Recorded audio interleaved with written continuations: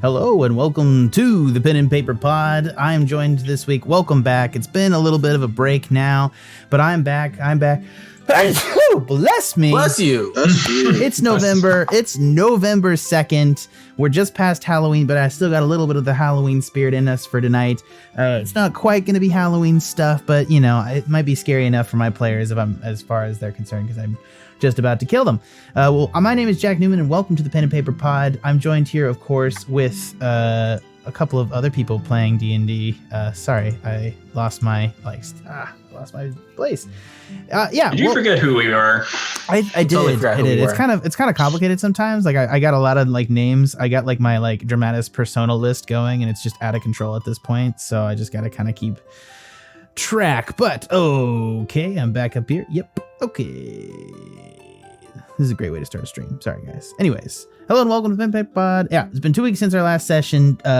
Most of our players have spent at the Gibbet Queen's door in that time period, because I think 2 of you are almost dead. Again, I am, of course, joined here by Trevor Flynn playing the Kenku Rogue, Scree. Hey, how are you doing, Trevor? Hello.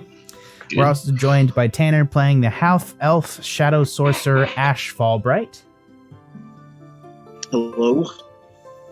And we're, of course, joined by Edwin Reyes playing recently Sans One Horn, the Barbarian Minotaur, Chuck Angus. How are you feeling about that, Chuck?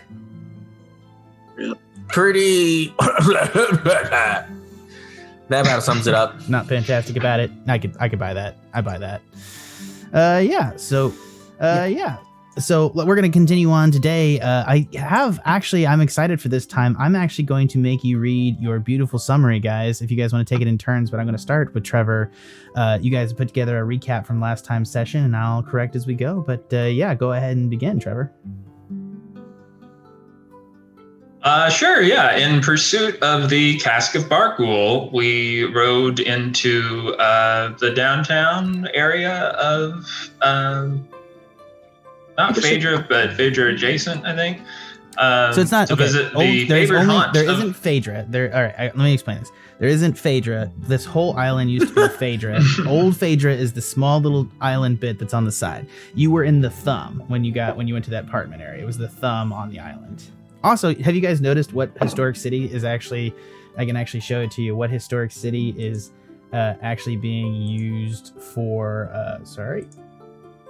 Oh my God. Nope, that's not what I wanted to do. Yeah. What historic city is actually being used for the basis for Lawkeeper City? I'll give you a hint. It's got canals. Venice? Yeah, well done. This is my new Florence. thing. Canals isn't really a hint as much as that give me. Yeah. Please continue. Anyway, we visited the favored haunt of the late blood-drained Dr. Butterscotch, who was conducting research into fixing emotions to mechanics, machines, objects at the Kindness Institute. Scree floundered in an attempt to shrug off his cold-blooded decapitation of Carmela Sanguinum, the vampire vigilante, but did manage to get some info out of the barkeep of the Alembic for a hefty sum, while Chuck grappled with a telescope and Ashe chatted up some folk whispering of the Lawkeeper Ripper. Ashe said the Choo Choo Boys were planning to blow up the Kindness Institute. Because they are. Yeah. All right. True. Let's continue on here with Ashe. Keep going. All right. Through the telescope, the gang noticed that Keeper City Trading Company ships were engaged in excavation in the harbor, and a view of the Kindness Institute. Worn into the doctor's table were abyssal runes touting the return of the old god Cthulhu. They crammed into a bathroom stall to update their new master/conspirator, Helena the Holy Maiden, who gravely theorized that the trading company is conspiring with the other Kingfishers to raise the old gods using the cask. The gang decided to look for the cask at the Institute first, but to leave traces of their contact with Helena in hopes that the other Kingfishers will kill her. At the Institute, the gang found the bodies of two of the three dark predecessors who went here to Keeper City before us. And they had been converted into murderous automatons enslaved to the will of Herr Dr. Glim Garick, who attacks them purely for research purposes. Please continue, Ed. Chuck loses a mighty horn, and an Ashe nearly loses his mind, finding himself once again in the metallic tentacled grip of his former torturer. Even when the missing bag of nails briefly appears to trap Herr Doctor into an alternate dimension by exploiting his own use of quantum arcanics. Which is, I just want to say for the record, my new favorite term that I made up word. I don't know if that's a thing. We made it up. It's not a thing, but it's going to be a thing here. That's just like going to be a study. When you guys go to the Harry Potter mission, it's totally, if you guys survive till then, it's totally going to be a thing. Please continue, Ed. Quantum arcanics. All right, cool. Glim Garick scarcely gilded mechanical minions nearly kill the party before becoming viciously deconstructed. Only Scree remains standing as a portal begins to open back from the Phantom Zone. Yeah, how was that? Perfect. Awesome. Yeah, well done, guys. I'm going to give you all advantage because one of you wrote a recap and you guys read it, and I am so proud of you. This is like a really proud DM moment that it's like a little much for me. I'm not going to lie. Anyways, let's continue on. Thanks, Trevor. Thanks. Welcome. You should thank Trevor. Anyways, let's continue on. In the haunt of the Kindness Institute, where you guys currently are. All right. You guys find yourself in a large stone room. There's probably like 8 tube-like objects running through the room. There's kind of objects floating in like green, like eldritch-looking liquid in each of the objects. 2 on the floor, you see that there's the 2 carcasses, or not carcasses, but just the slain robotic corpses of Amon Devilspawn and Galal Bearkiller, who you managed to finally put down. Robot arms, as 2 of you are down, are actually going to move out of the top of 2 of the things, and they're going to attempt to retrieve the spinal cords of the robots that have been destroyed. Galal's has been severed by Trevor and thus was unable to be recovered, but the other arm is going to grab Amon Devilspawn and pull him up and pull him back into the tube of green liquid unless you guys stop him. On the far corner, on the far side, you see that there is a symbol beginning to glow on the floor. Ashe, give me, or actually everybody, I suppose Ashe can't do it actually, so Scree, give me an Arcana check. Arcana check. 20. Jesus, okay. You know that Nice. he's more like, Glim Garick is more of a artificer, so a lot of his devices are what gives him his magical power. So you know that to do a planar escape, that it probably looks like this is like, to get out of there, he's going to require almost 10 minutes of time to cast the ritual thing necessary to get out of there. That's not how a regular plane shift works, but it's how it's going to work in the context of him getting out of the astral plane here. So you think you have roughly 10 minutes till Glim Garick's coming back from wherever you guys have sent him. That sounds like plenty of time. Can I attack the mechanical arm you just mentioned that's attempting to reharvest the spine of our fallen comrades? Yeah, it's pretty quick, and it's on the far side of the room. You can try to run up, but it's going to get him pretty much back into the tank before you're able to get there. It doesn't. Then I will use a health potion on Chuck Angus since he's right next to me. Yeah, go ahead. Sweet, roll for me. As you try to shove it down. Do I roll it for you? Snout. Actually, that's a good question. Don't Minotaurs have more of a snout? They have Chuck Angus's art specifically doesn't, but They have a mouth. it's a little bit more forward. They have a mouth. It's more furry than it is like straight up Kimomini. That was nerdy. But Jack, who rolls the health potion? Me or Trevor? What do you mean? Either. Doesn't actually particularly matter. Ed, you do it. I don't remember how. I'd say, is Not it like usually alive. a D4 or something? Yeah. 2d4 oh my God. plus 2. I love you, man. 3D4 plus You 2? rolled 2. enough health potions. It's 2d4 plus 2d4 plus 2. Yeah. So that's 9. Hells yeah. Well, That's a no, great roll. Okay, yeah. So that's a good roll. Yeah. So Chuck Angus is on the ground flat. He's got Scree over him, choking him down a health potion, coming back to life.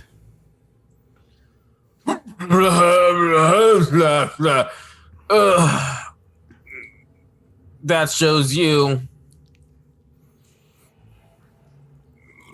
Welcome back. How was my victory, bird? You still got bits of wall kind of hanging off your beard there, but it was a great entrance. I mean, I don't know, I dug it. Thank you, bird. You're so crafty going into the wall. I never would have thought of that. Well, when you can't go out, you gotta go out. That's what I always say. Oh man. Should we use this last health potion on Ashe? Yeah, we probably should. I mean, I guess. And then maybe get the fuck out of here because the looks like the doctor is trying to come back. We got about 10 minutes to get out of here. Yeah, I believe Ashe would appreciate that as well. All right. All right, So I guess do that. Let's do that. Shove that health potion down his throat. All right. You're able to walk on over. As you guys approach the stairs where Ashe is, you're able to see through the adjacent wall. And during some of the combat, when some of the spells were thrown and some of the destabilized part of the building, it seems that the stairwell on the far side has rubble in the staircase. So it's going to be difficult to get back up the stairs. What kind of rubble? Like, how difficult? Like, it's the top layer of the stairs is collapsed, so you'd probably have to actually climb the wall and use athletics to get up. So it's not like so much that there's a blockage in the way as so much as like the entire stairwell like has collapsed. So we can't go down, we can only go up. Yeah, it is blocked on going more down. So you're kind of stuck on this level. There's the other way. There's also the secret entrance that we didn't talk very much about it last time, about the secret entrance that what's his face, Bag of Nails used, but it is on the far side. Could we're leaving Eagle Whistle up the staircase? We're leaving Ashe hanging, so yeah. Yeah, Ashe's got to roll. Okay, gotcha.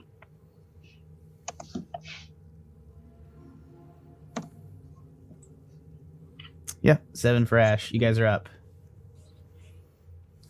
As I come back to life, I'm like, point the wand, like, who are you?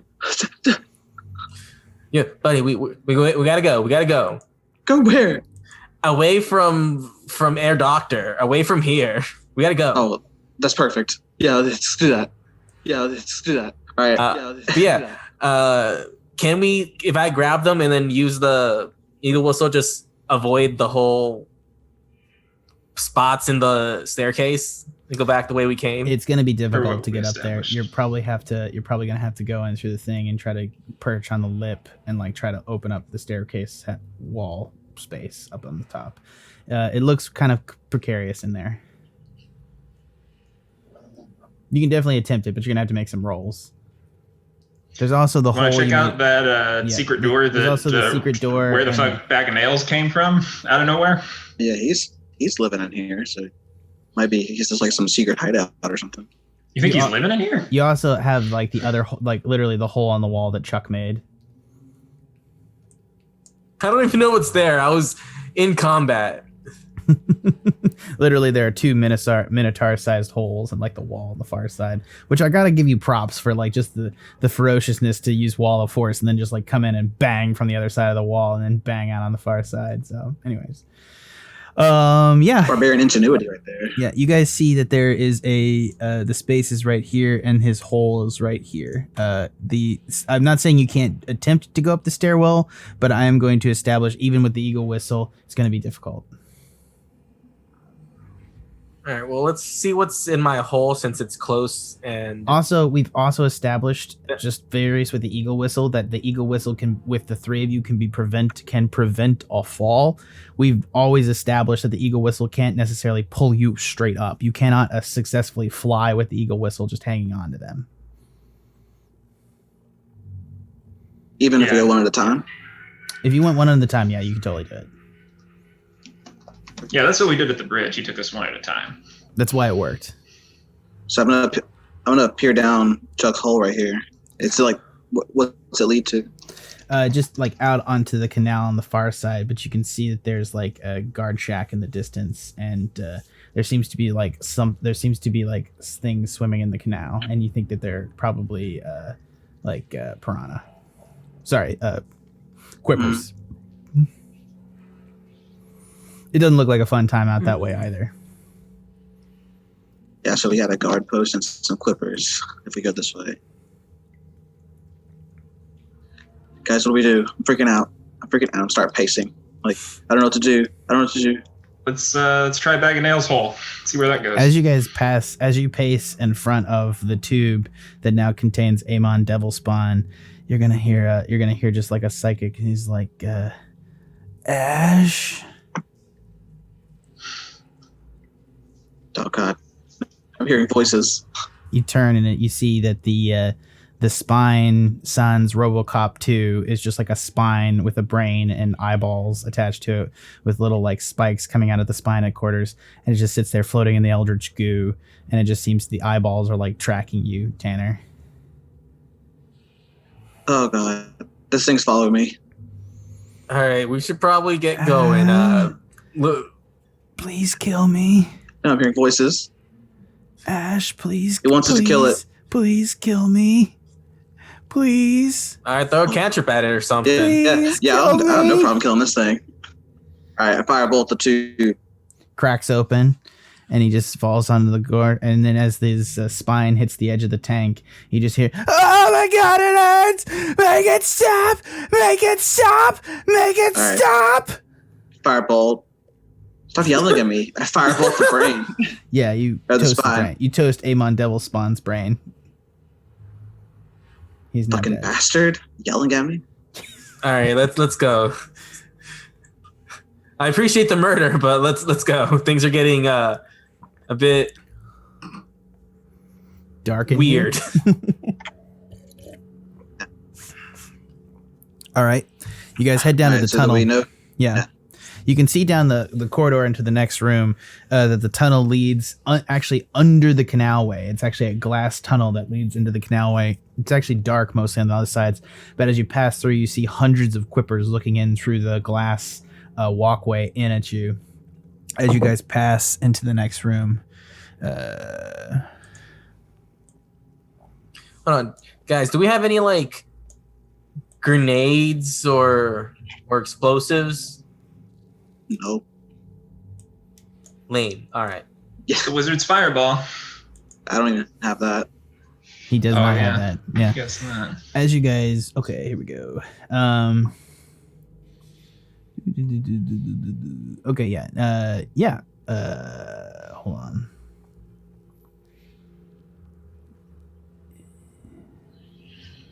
As you guys approach into the next room, you guys see that there is kind of a room. Again, you're actually underground at this point, or under the sea level of the ship. So this is actually under in the pontoons of the Keeper City building, or the two buildings that make up this part. So you're actually almost on canal level. And you can see, as you move into the next room, that there's a similar circle that was in the apartment of Glim Garick, and next to there's like a desk on the far side. And you can actually see like little bits of like paper posted to the wall on the far side that actually matches, sorry, not Glim Garick, Dr. Butterscotch's handwriting. So this is actually, you see through this here that there's Dr. Butterscotch's office, and there's actually 3 walkways out of it. The walkway to the south has a kind of a white glow coming from the next room, and the walkway to the I guess never eat stale wheat to the west has a green glow coming from more tubes, and you don't see it. You see just darkness in the hallway going to the east. This appears to be kind of like a research lab area underground. All right. I'm gonna not take too much time, like maybe like 10 seconds. But Okay. I'm gonna look at this desk for like any notable names on the paper. Yeah, so immediately upon approaching Yeah. the desk, you see a ritual spell book with Dr. like just Butterscotch's handwriting all the way through it, just right there on top. Oh, I take it then. Do you want to try to look through it real fast? No, I'm just gonna take it without looking at it Okay. You also see a because canister. we're trying to get out. You see a canister that just has kind of an arcane energy about it, just sitting on the desk as well. Take it. Okay. Got it. Put it in the bag of holding. Yeah, Okay. Nothing happens. and then I'm gonna ask which way to go. If we're down Definitely like the look of the white hallway directly in front of us. You guys? This one right here. Yeah. All right, let's do it. We need to get up, so sure, pick away and just start running. All right, as you guys go into the next room, let me just pull this back. As you guys make your way into the next room, sorry, I did not do as good a job with notes this week, as you can't tell. Pull back the veil. As you enter the room, you see a statue against the far wall, worn and weathered from water damage. It depicts 3 figures. An old woman bearing a scythe and a bony finger, giving a come-hither gesture. A woman with she-shells in her hair and a trident in one hand, holding a conch up to her ear in the other. And the final figure is a gorgeous young woman in a white shift, her hair in a long plait that runs down her back past her knees. She holds a small bottle against her breast. Along the opposite wall is a bunch of chalkboards with various notes and paper pinned to it.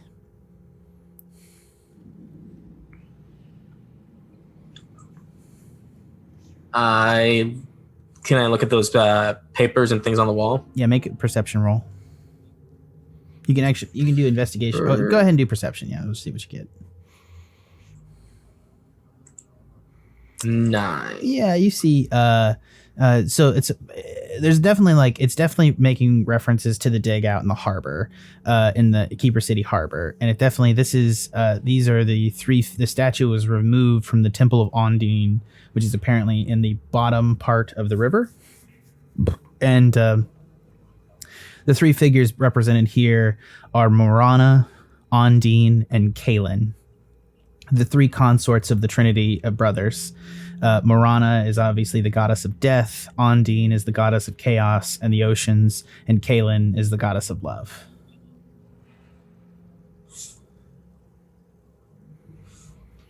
It notes, you see notes just about divine magic in the statue, but you're not able to get much more. Okay. This is nerd stuff. I see no exit here. Can I do an Arcana check on the statues to see if there's anything active about them? Go ahead. Anything going on there? 15. As you approach, first off, you're just able to sense this is hardcore divine magic from 3 different pantheons. Generally when we talk about divine magic, like you have your order or aspect of divine magic, like you are a god of law, or you're a god of love, or or a god of life, and that sort of thing. Definitely you're getting like 3 very different like kinds of divine magic from the 3 statues, but they're all kind of together, kind of as mother, crone, and maiden sitting here. And as you approach to inspect it, the maiden is going to extend out her hand, her stony hand to you, and extend out and offer the vial, the pink potion vial to you. Sorry, you guys moved again, damn it.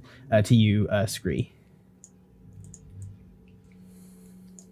I'll take it for research purposes.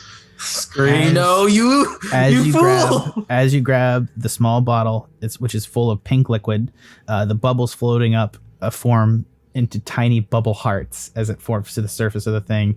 You hear in your mind just a very sultry voice that says, "I give to you, Scree, the greatest poison of all."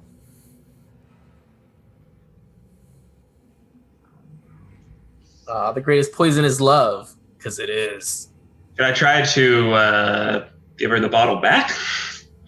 Her hands move back to her chest.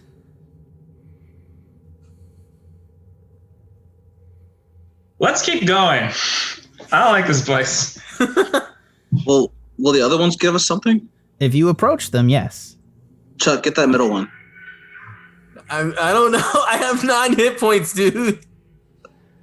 Which one are you going towards? Fine, I'll do it. I go to the middle one. The middle one being Ondine, the goddess of the chaos and the oceans. Sure. Okay, as you approach her, she does nothing, but the crone next to her, Morana, the goddess of death, will turn and regard you, and her finger will move, beckoning you towards her. Oh, yeah. Do it. As you move towards her, she's going to lift up, and her fingers are going to plunge into her chest and out and crack the stone of her body. And all of a sudden, she'll draw forth in a bony claw a blackened heart. And she'll extend it towards you. Right. I take it for research purposes. As you pick up the heart, you feel a cold chill run down your body, just toes to dick. And then you all of a sudden hear in your mind, "My heart of darkness." All right. See, it gives us stuff, Chuck.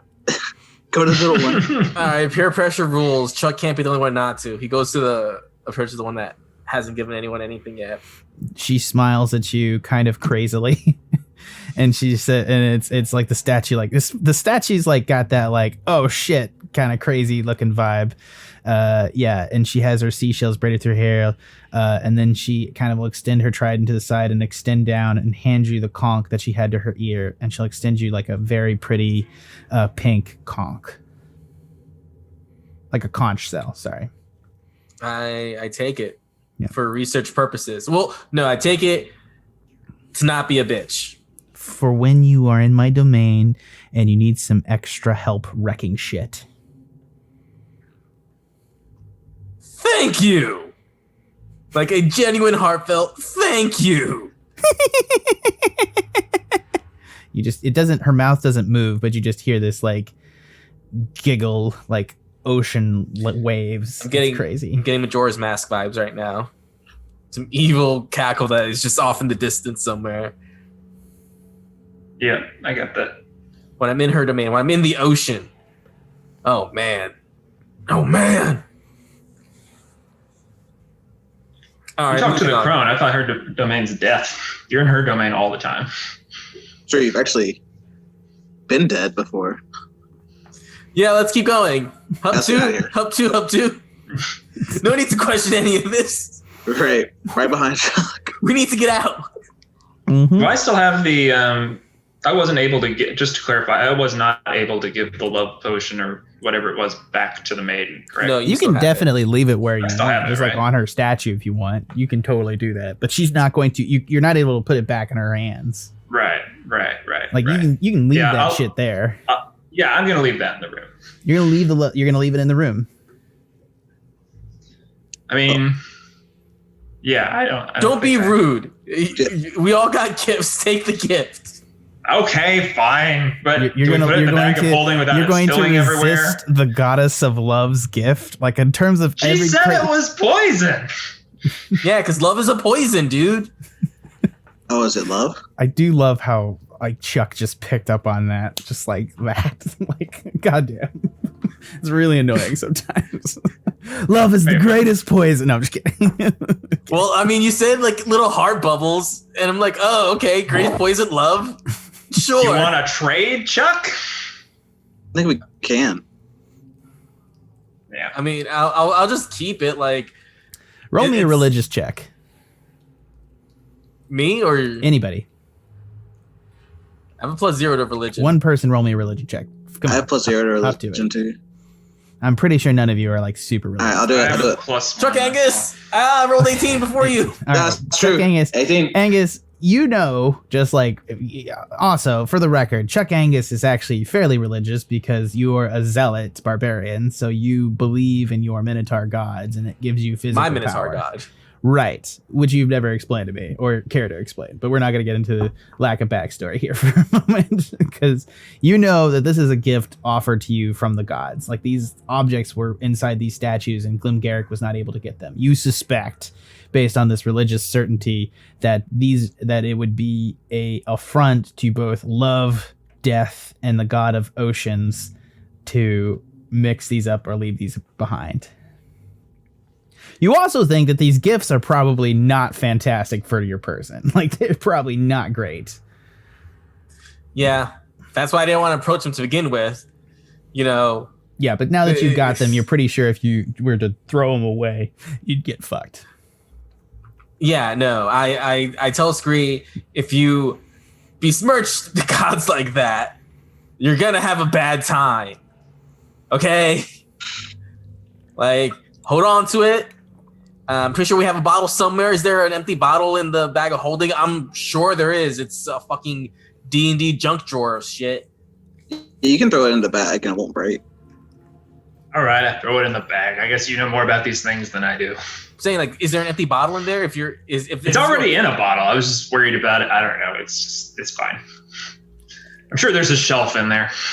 Let's get out of here. Let's move on. Yeah, let's get out of here. All right, as you guys move into the next room, hold on, puppy power. Scrappy dappy doo. Yeah, 4 floating tubes. Oh, sorry. Oh my god. Man, we're in a dark place now. I think it chose the wrong way. Yeah. You chose the wrong way. We did. As you guys come into 4 floating yeah. tubes, and with sorry, very shorts, Garick.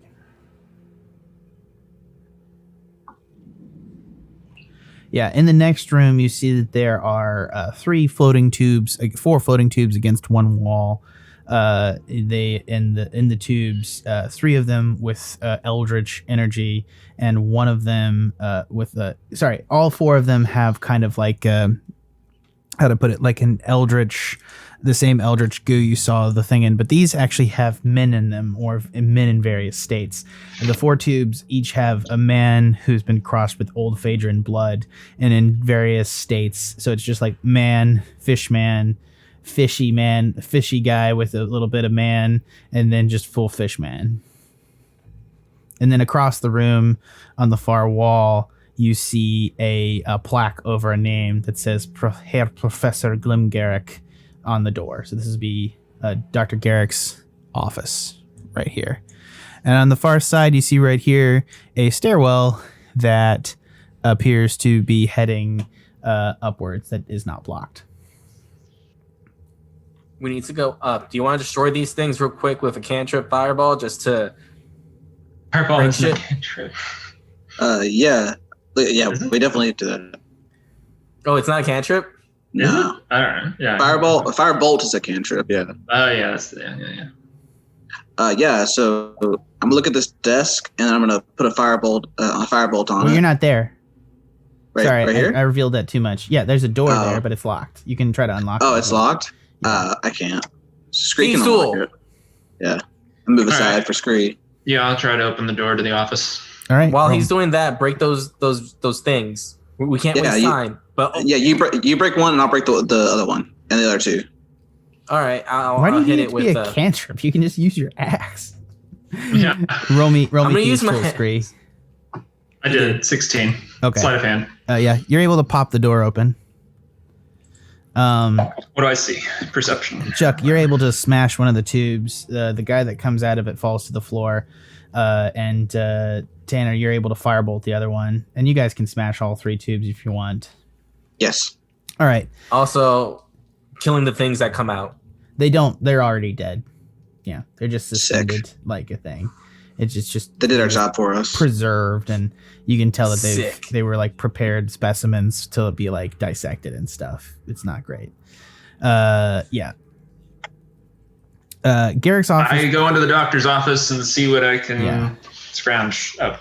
You see 4 designs, like blueprint designs on the wall, just basically from the left to right. You see the first one is for a crab-like submersible vehicle with pinching claws. The one next to it is another submersible with like tentacles. So it's almost like a squid-based submersible that actually has like mechanical tentacle arms.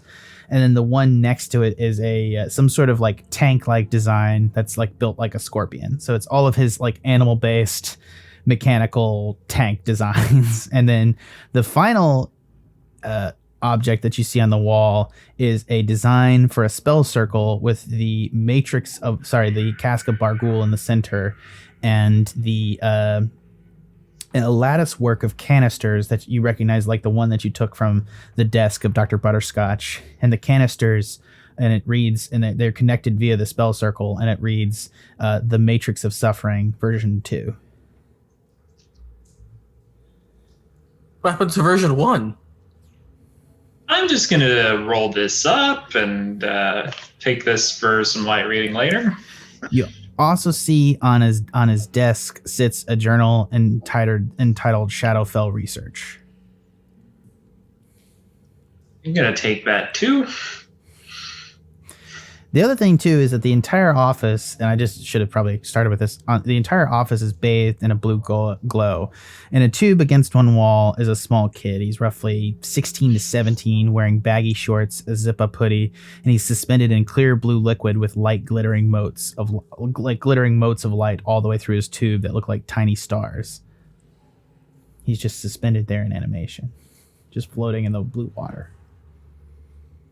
Do I recognize him? You do not. Any of us recognize him? No, not one of you recognizes him as you look at him.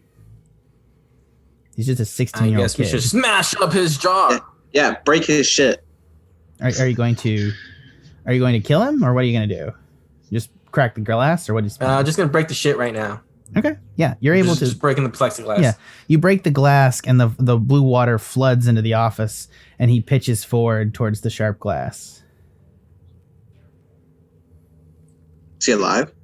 Do you try to stop him, or are you just gonna let him hit the sharp glass?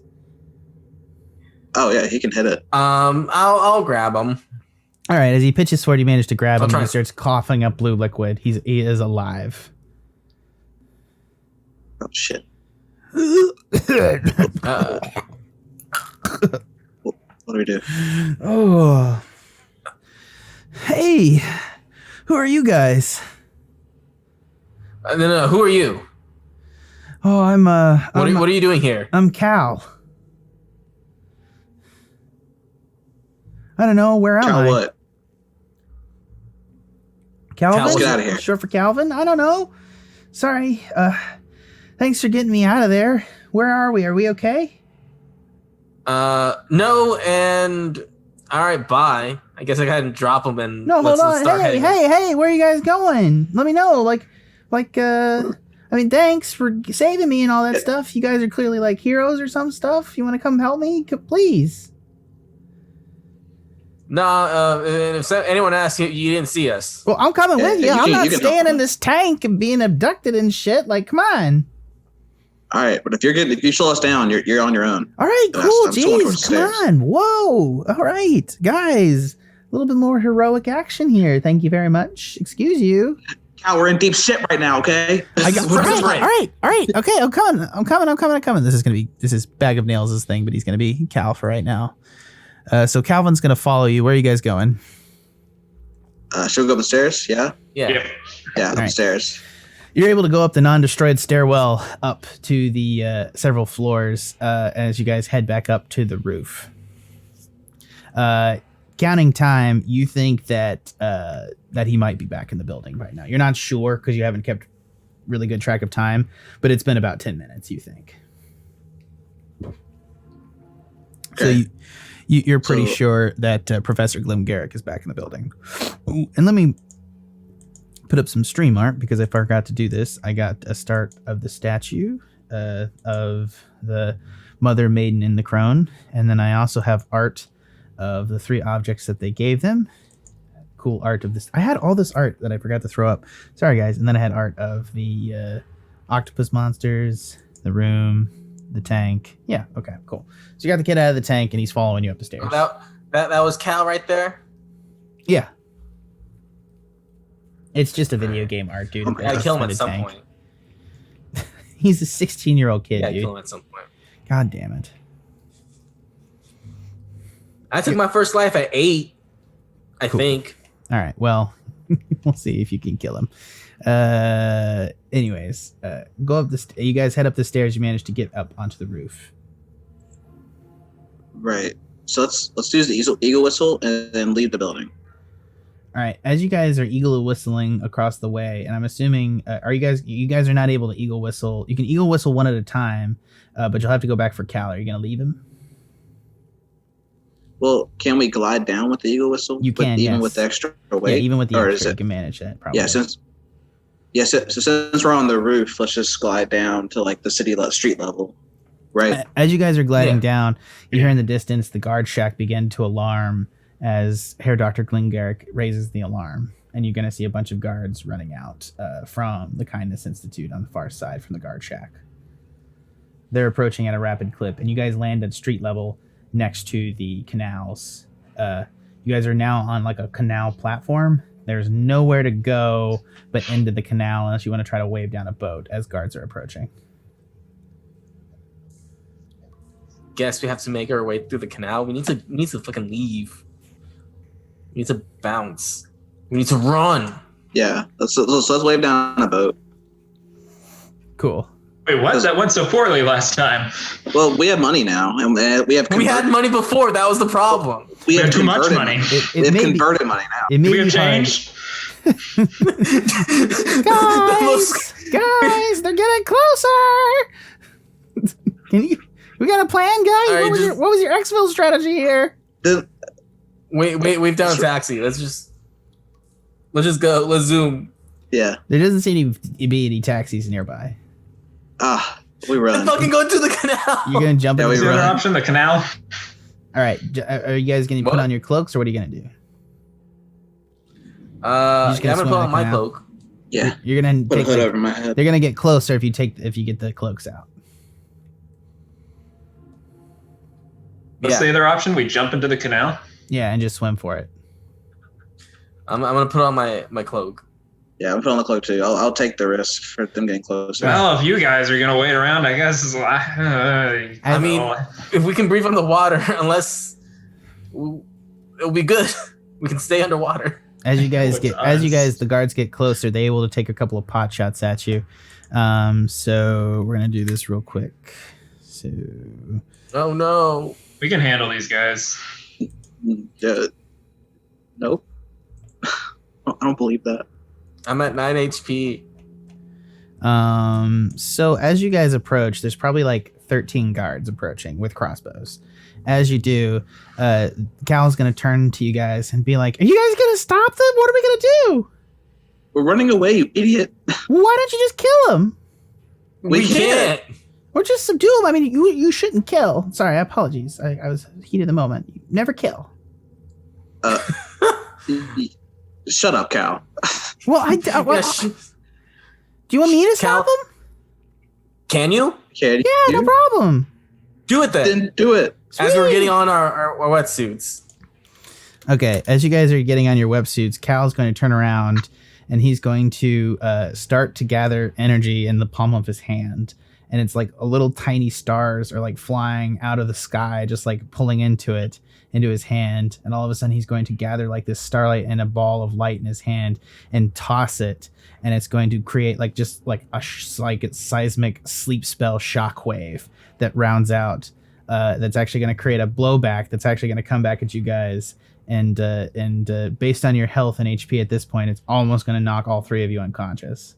But all 12 guards are going to go down onto their faces. Jesus. Who's Jesus? And what does he have to do with anything right now? I'm just saying random words, Chuck. Okay, what the hell was that? Yeah, we gotta get some like curses appropriate to Ashe. Like if we're gonna go full Shadowfell, be like empty night, like something cool like that, or darkness take you, or all right. Yeah. Pitch midnight. Ancestor fucker. I'll think gargoyles. What? So I stole those from Harry Dresden, not gargoyles. Thank you very much. Anyways, go ahead, Tanner. Cal, that was great. We'll do that only when we say okay, and then I'm gonna start motioning us to get into the water. Okay, you guys get in the water, and he's just gonna jump in. Everybody make me, even with the wetsuits, go ahead and everybody make me Constitution saving throws as you hit the grimy canal water.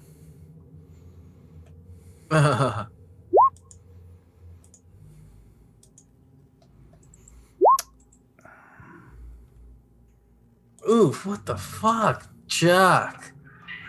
15 for Ashe, 9 for Chuck, 15 for Scree. Ashe and Scree, you are going to pass. Chuck, you do not pass, and I will leave it there. You'll have to guess what happens. Anyways, you guys are you going to try to navigate away while swimming? Yeah, we should try to start going towards our old haunt. What was the bar that we paid a lot of money at? The Olympic. One that we paid a lot of money at? Oh yeah, for an extra night. That was the half No, mast. that wasn't was it? the half mast. That's way down. That's way That was- in the. That's way. That was a from ways ago. Yeah. there. Yeah. We need to find somewhere to rest. Okay. Go ahead and roll me survival. Anyone? Yeah, go ahead. You got it, Chuck. 12. With a survival 12 and kind of the difficulty, go ahead and roll with disadvantage because you are in the water. Go ahead and roll one more time, Chuck.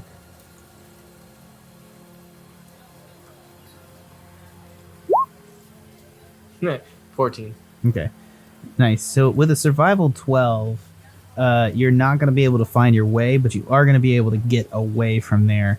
You're going to hit the main thoroughfare, which is almost like, at that point, you're going to get real grossed out because your guys essentially swimming in the goddamn Thames River or like the Hudson. It's like real fucking bad and dark and cloudy. You can't see shit. You're on the water level. There's boats belching black smoke into the harbor, and you're going to get pulled along in the current. Calvin's literally going to seize onto like Chuck's remaining horn and try to grip onto him as you guys are like swept downriver. Everybody, make me athletics checks to fight the tide.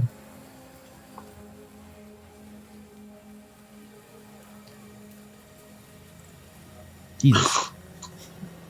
Chuck has had a bad day. You're able to pull past people to the far bank, but you see as Ashe and Chuck are swept downriver with Cal hanging onto Chuck's horns.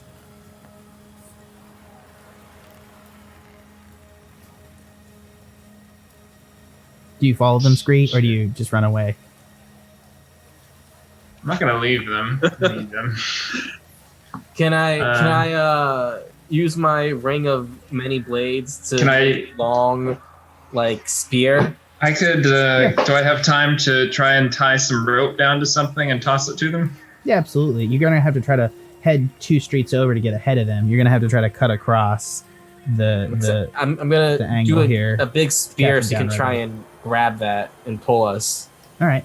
Go ahead and do me a couple things. Let's. I'm going to say that probably Scree has enough, but it's going to be a real quick thing. So I want you to make a dexterity, a sleight of hands check to toss the rope out to Chuck. Sorry, no. Let's make this. Oh, that was me. Sorry. Yeah. Jesus. Okay, so you're able, like, Scree is able to run over and literally like almost make a noose with this rope and throw it around. I can Chuck's tie a neck. knot, right? Yeah. Just from like there. Chuck, even without the thing, you got it right on the end of this, and so you're able to catch it. Are you gonna try to catch Ashe as he swept away as well? Yes. Make a dexterity check to grab Ashe. Dexterity Saving throw. check. Saving throw. Saving throw. You missed. I will let Ashe make the same save to try to like Chuck, you bastard. grab onto Can Calvin. I use whatever inspiration I have to try again? Yeah, go ahead. Oh no. Ashe Yeah, missed, please. so somebody should use inspiration. Oh, shit! Christ. Cal is going to reach out his hand and attempt to grab onto you. Hold on one sec. Let's see if he can do this. If it doesn't work, I'll use my inspiration. Oh, you're fine. I don't think I would let you use your inspiration at this point. Sorry. Nope. Cal is gonna miss as well, so I'll let you use your inspiration. I lied. Yeah, there it is. You just managed 13. to grab on to just like by the fingertips to the hoof of Chuck Angus as you were like Scree with his lack of upper body strength tries to drag the three of you into the fucking river. A hand is actually going to descend down onto the rope, and it's going to begin helping you pull Scree. And you look up to see a lady in a nun outfit that looks very familiar. The lady looks familiar. You can't exactly place her, but she looks familiar. Yo, friend. Hello, child. What woes you this evening? Kyle? I don't believe we've been introduced. I have met you once before, when my mistress bid you take you from the vault. Oh.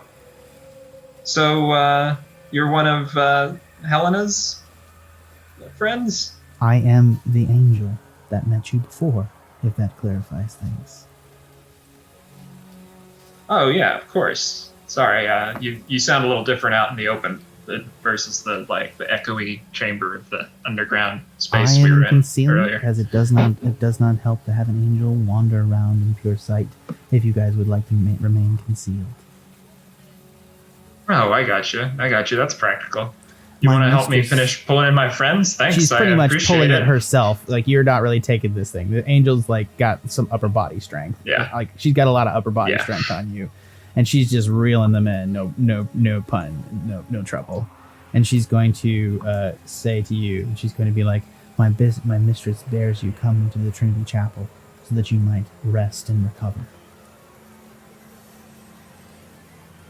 I think I could take you up on that.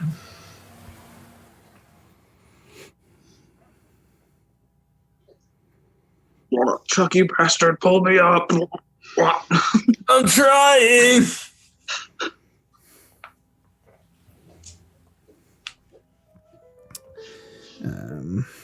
So she's going to pull you guys up onto the bank, and she's going to grab you and Calvin, and she's going to bring Calvin over first, and then she's going to drag you guys onto the bank, and then she's going to say, "Oh, you children, come with me, and we shall head to the Chapel of the Trinity. Please follow me." And she'll turn around, and she's like in a full, she's very tall and muscular, just kind of ripping out of this maid outfit. It's not maid outfit, sorry, the kind of this nun outfit. Servant outfit. It's a nun outfit. She's just gonna head kind of back the way she came, just heading back towards the church on the far side. And you see the Church of the Trinity is this beautiful Gothic style structure, very Notre Dame before the fire. Sorry, I feel bad just saying it. Oh, R.I.P. Yeah, no, it's a gorgeous structure. Yeah, for all of our smells, I'm gonna use prestidigitation on all of us to make us not smell like shit from the White River. Do you include Calvin?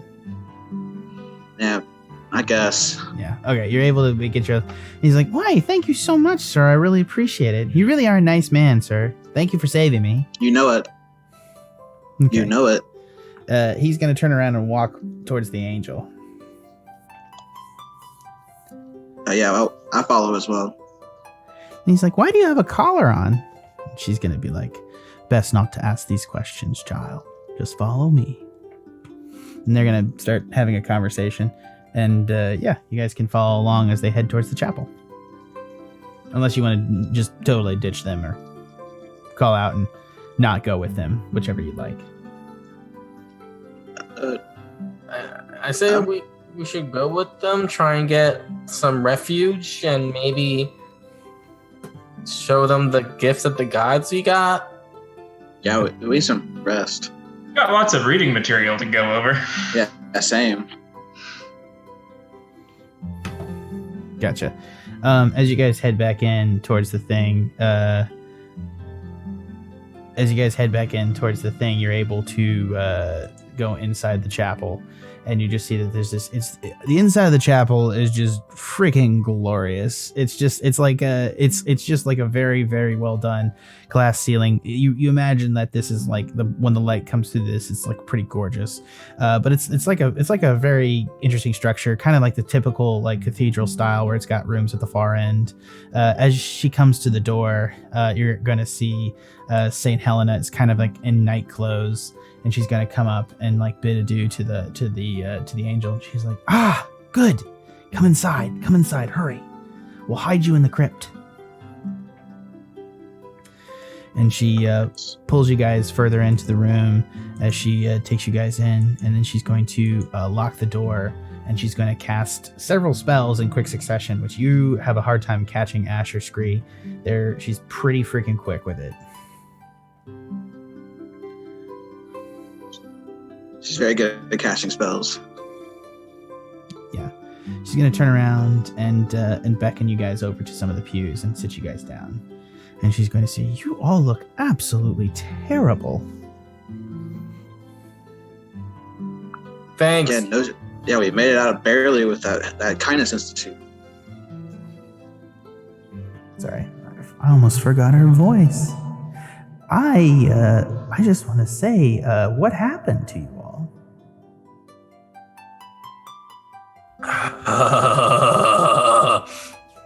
Chuck Angus is rubbing the stump of his one horn. We went looking for the cask of Vargul at the Kindness Institute, but we just found a mad scientist that is pretty abusive. I see. Yeah. I see. Did he by chance remove your horn, Chuck?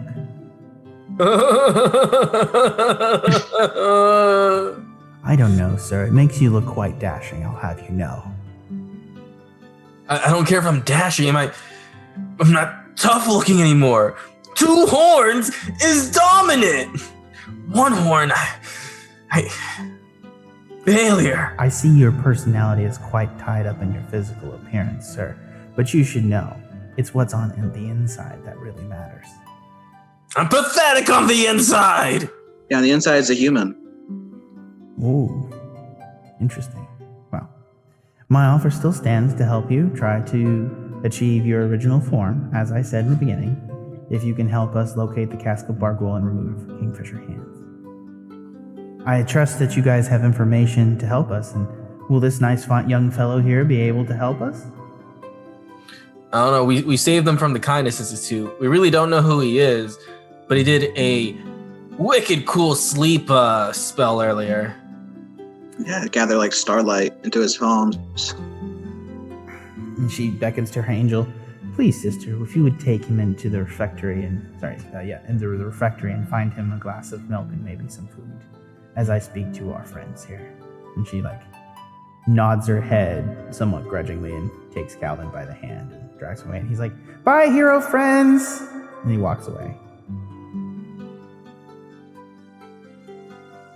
He still thinks we're heroes. Oh, I give it the naivety. Well, I mean, he was just in a vat of goo. We're his heroes. Depends how you look at stuff. On the whole, it matters more by your actions than your reasons for them. And your actions, well, I mean, it depends on your interpretation of ethics and the event, but action-wise, why did you not leave him there? Kind of begged us to take him with us. And you still listened. But we were really more about trying to get out as fast as possible. We didn't know who he was, but they had him, and anything could be of use, and he was of use. Chuck Angus, you big softy. It's the lack of a horn, isn't it? No, it's not. It's right there in your heart, sir. And she's going to cast True Regeneration, which is a 9th level spell, which is going to do a bunch of shit. Hold on one sec.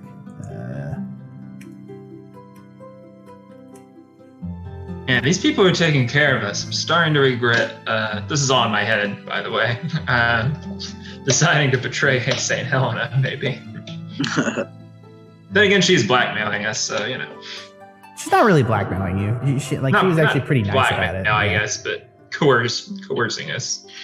Everybody in your life coerces you guys. That's she's facts. no worse than Celix, that's for sure. That's fair. That's definitely fair. Hold on one second as we figure this out. Sorry, guys.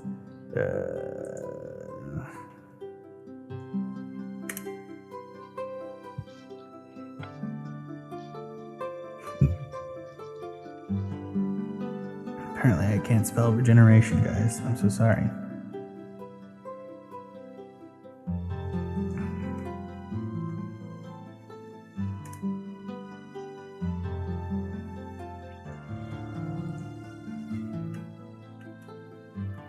Okay, here we go.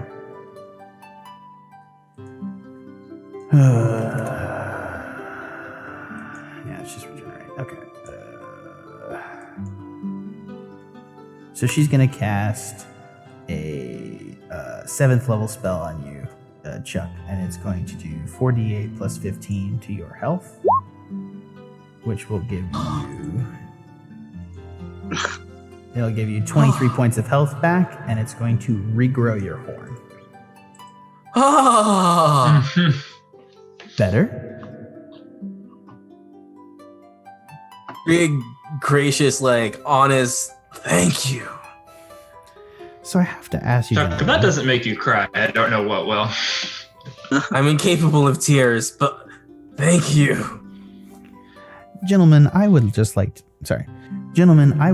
say, I understand that we have our distrust between us, but I hope you understand that in this endeavor, trust us not to fuck each other so much.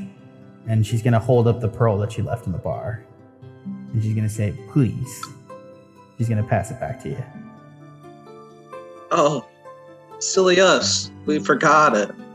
Sure you did. Chuck, I thought we told you to destroy that. Chuck grabs it and breaks it, like... Well, it's useless now. I gave it back to you, motherfuckers. What are you... Whatever, it's fine. Anyways, I just... Thank you. We're all on the same side in terms of just making sure that Cask is not in the hands of the Kingfishers, okay? We all established that is what we want. Thank you. You're right. Can't disagree. I am risking a lot too here in that they would absolutely kill me, and I really don't have anyone to turn to besides my angel, who is a little bit bloody conspicuous if you guys haven't noticed. And frankly, I need help. And I need people to move about because both of us are very recognizable. So please help. Well, if you're looking for allies, why don't you just join Dart? We're always looking for people. Lord Venom and me are not two people that are going to get along. You realize that I literally wrote, like, quote unquote, the Bible of the Trinity, right? I wrote the Theodicy. I believe... Well, I don't know anything about that. Roll religion. What I do know is that politics makes strange bedfellows. Roll religion. Roll religion. I think you do know that, sir. Ash, even if you had rolled a 1, you would... Sorry. Ash, even if you had rolled a 1, you would know that the Theodicy is basically the Bible of the religion of the Trinity. She literally wrote the Bible in this society. Oh. Well, I'm just saying, if you need allies, you're effectively betraying the Kingfishers right now by helping us. I understand. Why not just have other allies? You should understand that I helped kill Barkul. There's nothing that will ever save me from the wrath of Lord Venom. He hates me and will see me dead. I trust that you gentlemen don't give a shit about me, is like the point of our comparison here. No offense. Like, why do you give a shit about me? You have not told him specifically, I hope, that like about the fact that we've talked, as far as I can tell. Hey. Because I'm pretty sure I won't give a shit about you. If you guys told him you were working with me, he would freak the absolute fuck out and tell you to kill me. He does seem kind of paranoid lately. Well, yeah, especially because did you get rid of the worms in mine and Ash's heads? No, I did not do that. I have theories of what happened.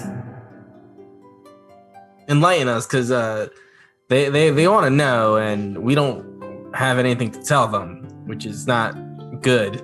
Ash, I don't know that it's my place to reveal some of the information, but your source of power, if I'm not mistaken, comes from the Shadowfell, correct?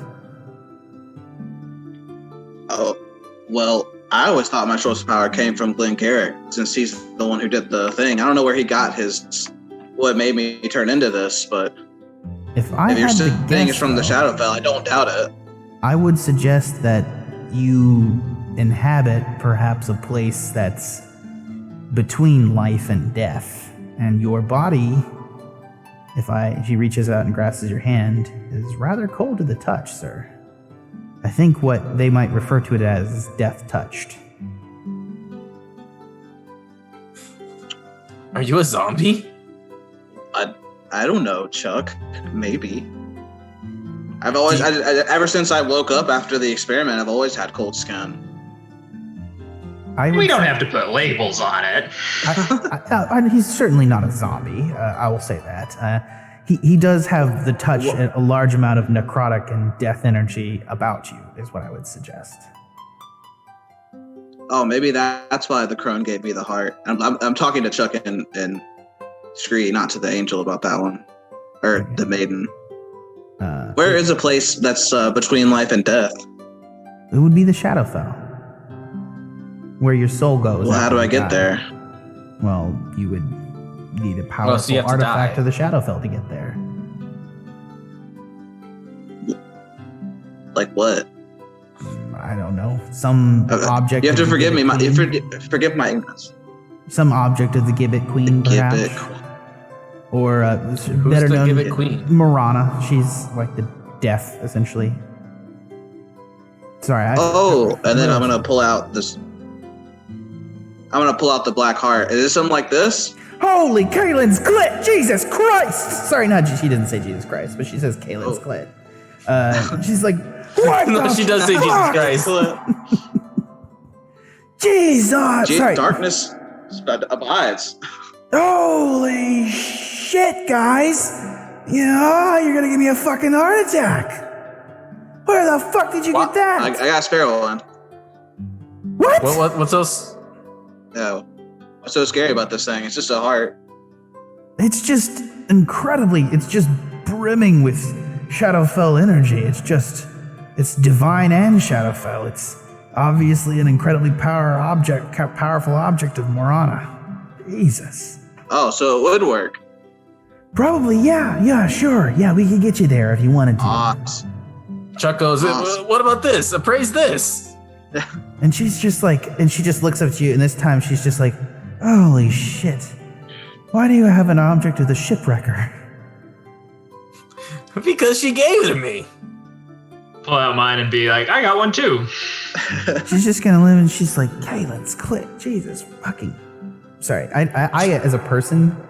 Who is this Kaylin you keep bringing up? Oh wait, that's the one that gave me this. She's the goddess of love. The initial gods of the Trinity are Hugo, Lugo, and Duergo, who are the law father, and the grain father who gave the crops the ability to grow crops and the law codicils to mankind, and Duergo, who taught man how to fight and survive, who's the war father, and their wives are Kaylin, Morana, and Ondine, the three consorts of the Brothers Trinity.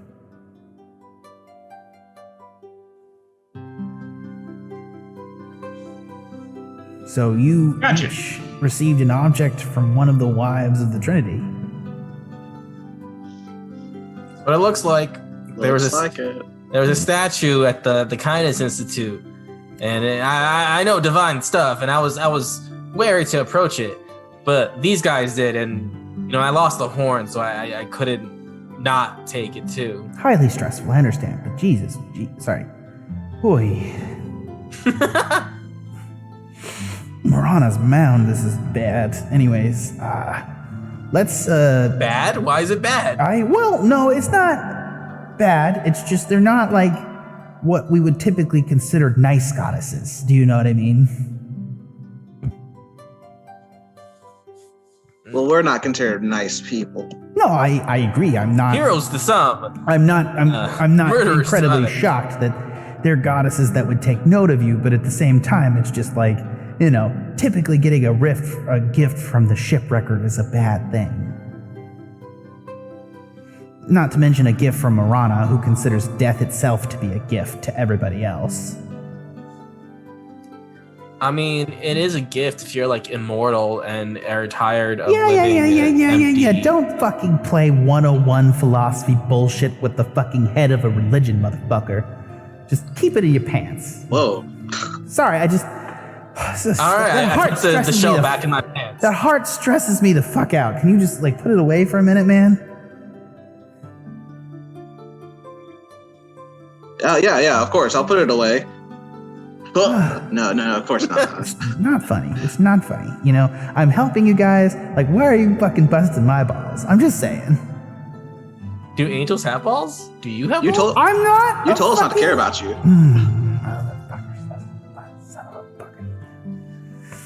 Sorry, I lost the horn today. Yeah, horse feathers. Son of a. Okay. All right. Son of a move. Okay, that's hilarious. All right. For a holy maiden, you sure have a dirty mouth. She was gambling. Yeah, it's public facing view. I help people. That's the important thing. And she's just gonna make the sign of the Trinity on her shoulder. She's just gonna look up and she's gonna point out, and she's gonna come back down, and she's gonna say, "Yeah, okay. Anyways, where are you guys heading after this?" We gotta find that cask of our ghoul. Yeah, we didn't actually get a chance to explore that. We didn't see anything at the Kindness Institute, so the only other guess we have is... I mean, didn't see anything. We got some books to read. Hey, by the way, do you know who this Calvin person is? No, I have no idea who that is. Oh, okay. Was he just being experimented on in the Kindness Institute? We found him in a tube. It was a separate tube. It was a special tube. I wish I could say that's like not the worst proclivities that Glim Garick was up to, but I think Ashe we both can talk about that later. So that's pretty bad. Yeah. If we can avoid it, I would agree on it. All right. So I guess now we're going to that underground place, right? Underwater. Old Phaedra, wasn't it? Yeah. It's pretty much what we have left. Are you going to go to something Old else in the Phaedra, or books. are you going to go to the... Are you going to go to Old Phaedra, or are you going to go to where the trawlers are excavating underwater? Which is off the tip of Old It's where Phaedra. the trawlers are excavating off the tip of Old Phaedra. Yeah. I think that's what we meant, Just right? clarify. Yeah. I guess we should go to the excavation point. Yeah. Guys, you look pretty shitty. So why don't you stay here tonight? Does that sound good to you guys? And then you can work on some stuff and try to decode some of the stuff that you stole off the walls. I'm going to use some spells to keep it so that he can't scry you gentlemen from anywhere else, and you will be safe while you're in here under the guise of sanctuary. Agreed? Oh, That sounds great. Oh wait, you never told me why my worm in my head might have been gone. We got stuck on Ashe and his black heart. No idea. Because you're so bullheaded. I'll take that. You want outside guess? If I had to say, have you ever died before? Yeah, multiple times. Yeah, you said that this was a new body that you infected with the worm. Yeah. Did something happen when you died the first time? Yeah. So, my internalized point is, even if it was going through a nymphosis life cycle of an illithid, if it was to be taken out of the skull, the illithids spawn, and the individual that it takes over have two different souls. Just because the illithids spawn retained the memories of the soul originally doesn't mean the soul of whoever you were initially would be there.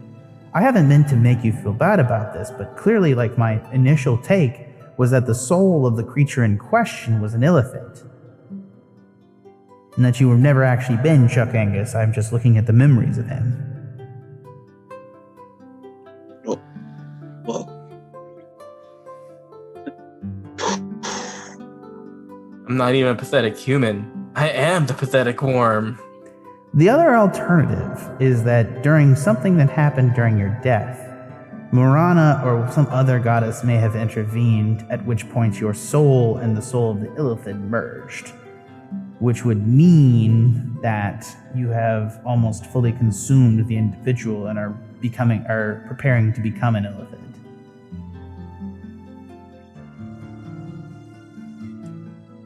I see.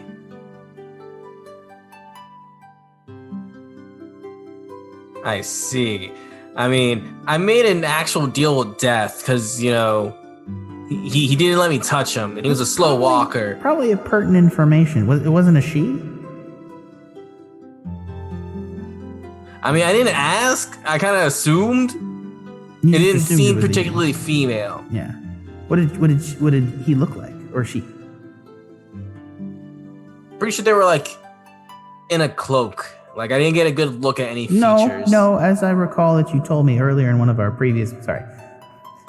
it was a minotaur that looked exactly like you, that was wrapped in a cloak, that had been heavily injured and looked a lot like you, but was much older. In retrospect, you kind of realize that it was like a dark, old, wounded, sick reflection of you.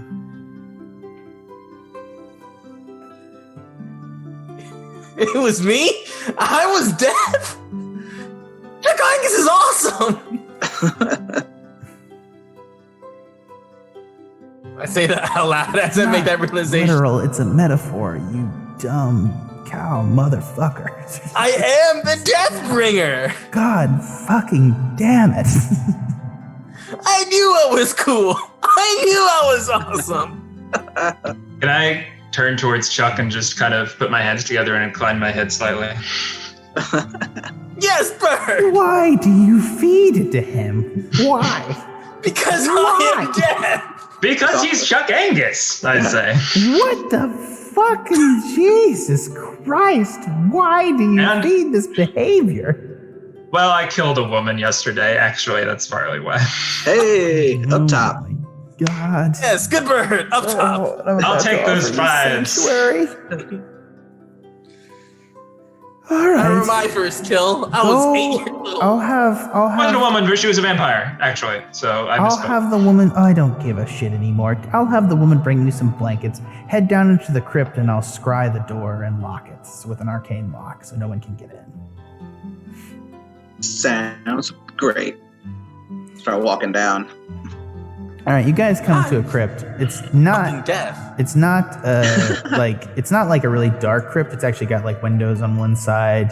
It's kind of got this little area with kind of like almost like a small chapel before there's like rows of like kind of like tombs and stuff. And it's like it's not terrible. It's like a nice little chapel. So definitely a cold room that you guys are in now. And she's gonna lock the door behind you. All right. We just captured. You didn't walk into it. While we're sitting down, Huh? Yep. So you guys are sitting down. What are you guys talking about? what's your next from the Glim Garick's personal office there, Scree? Yeah, I take out his research journal and open it up for all to see what we can find in there. It's probably just going to be a bunch of drawings of different shaped vehicles that look like animals. It seems to be, just from reading it, it seems to be various chocolate muffin recipes.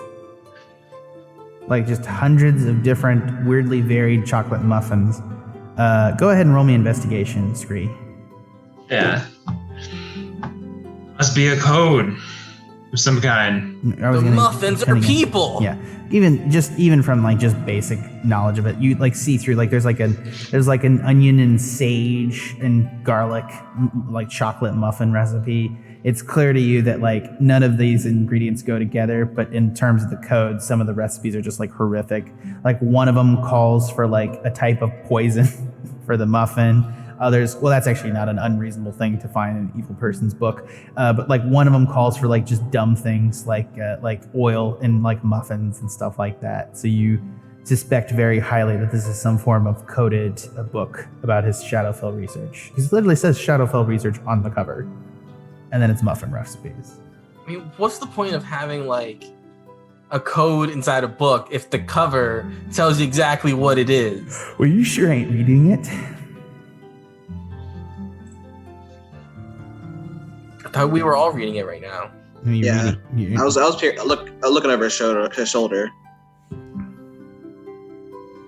Oh, we got that, and we got this it's kind of disturbing diagram labeled Matrix of Suffering 2, with kind of looks like he's planning to use some of his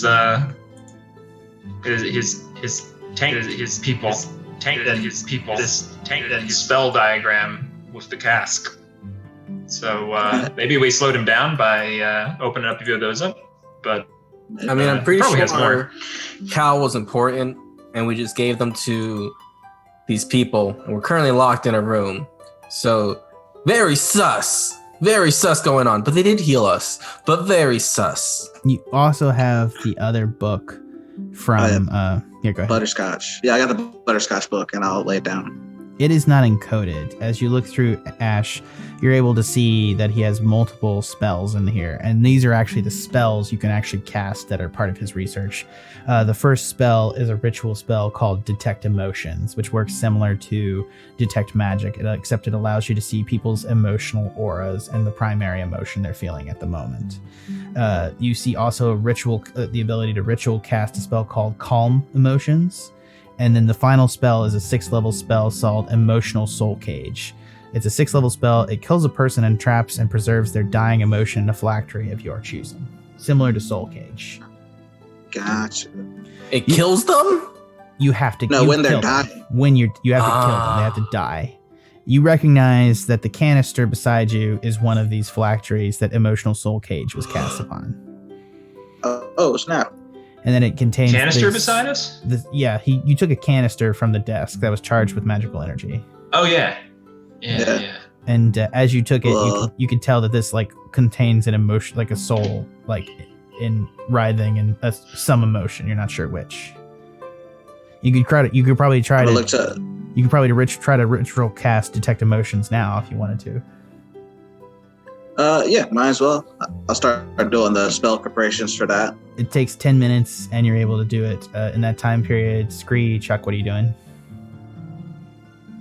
I guess there's not much for Chuck Angus to do. He's stretching a bit. I mean, you can look at the encoded one to see if he can make any sense out of it. Yeah. I don't think this is your forte, but I will let you roll investigation. Yeah, you're not getting too far with it. It's definitely you come to the same conclusion Scree did, that it's clearly a code, but besides that, you feel like you probably, between the two of you, feel like there's like there needs to be some key to get this information out of it. Like you're looking for some key that you're like, it's probably some sort of code where you're looking at a book page numbers wise to figure it out. Ashe, the spell coalesces and you're able to see, and I have like an emotional codex here, but with like, it's kind of like essentially the world goes like, as you look at people and things, it's like literally it's like a mood ring. Like you see the colors associated with people, and you see that I'm just going to kind of highlight here that the color is roughly between like kind of like an amber, a gray, and a black. You interpret this to imply that this canister is filled with a soul and suffering. It's just eternally suffering in the canister.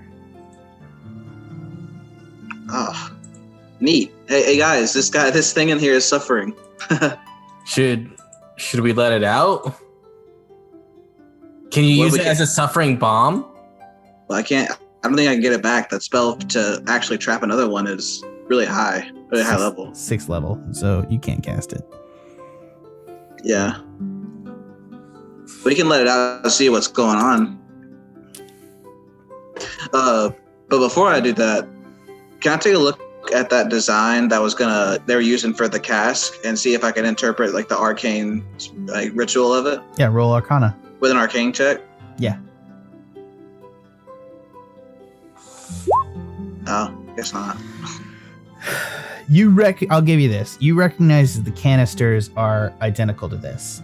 So they're going, as part of the spell, it's going to include the Cask of Barghoul and canisters containing an emotion. You suspect suffering based on this one here. So it looks to have right. like a matrix of like 40 canisters or 40 people who died in agony. Oh. That's dark even for us, guys. Do we want to let it out of the can, maybe? Is it a battery, maybe? Like it's not that dark. We've ended plenty of lives and suffering, but literally thousands in the prison of your fellow prisoners you murdered. Yeah, up top. Why are we high-fiving? Why can we stop? We're evil. Yeah, okay. Sure, Cobra Commander. I'm gonna say Well, it looks like they needed a bunch of the suffering phylacteries in order to actually use this ritual in the first place. Should we open this one just to let it out? Yeah, guys? I mean, is it possible to utilize it for something else? Like what? Like a fear bomb? Like, when we release it, how is it going to look? Like, in a pinch, could we, like, kind of pull the pin of this grenade, throw it, and have that be a distraction? Yeah, what if it's so angry that once it escapes, it just attacks whatever's close to it? That's a good point. What if it gives us the emotion of dread that they're feeling, and we're trapped in this room? Well, let's just go ahead and keep it on the down low, and then when we need to use it, we'll throw it at somebody. Word. You're not sure what'll happen, is what I will say. You're not exactly sure what the context of the canister will do. You're sure you see a place where you can either plug it into something or open it up on one end. Like you could literally pop it like a can of Coke. I think we're going to pop it like a can of Coke, because if they had it, they need it. So we need to get rid of it. But if we can use it against them, or even to help us, take the plus where you can. So says Chuck Angus. It is not. All right. Yeah. So you get all that from him. You got the other ones coded. Yeah. All right. You guys gonna sit down for your long rest? I think it's...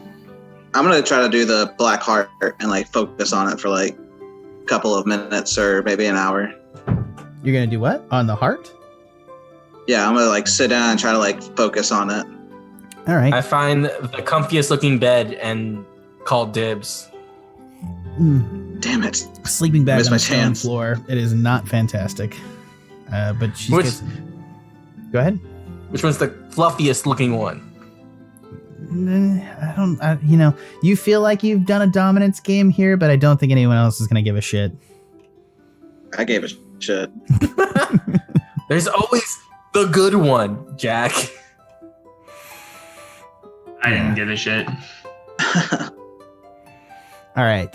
As you guys settle in to take your long rest, you're going to begin looking at the Heart of Darkness, Ashe. As you do so, you're going to look into it, and it's you.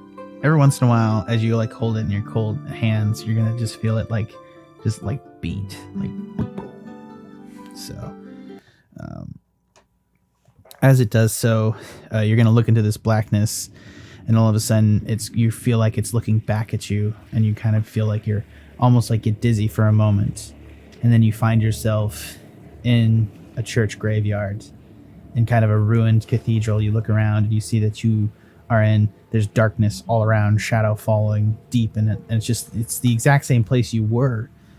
You're still in the Cathedral of the Trinity, but you're just in a dark, ruined version of it, inside a ruined city that goes on for miles. It's causeways and canals just choked with black filth and inky black shadows that looks like mascara running across the sky. And you just stand there and you see there's a figure on a stone next to you. And she just sort of sits there. She doesn't really particularly have her crone appearance in this form. She more seems like kind of an older lady with like a run of silver going through her hair. She's a little dumpy, but she's wearing like a kind of jet black robes across her, and her eyes have mascara running down them, and she has long black hair, and on her shoulder sits a crow that caws, and she says, hold on, I did have a voice for this, sorry.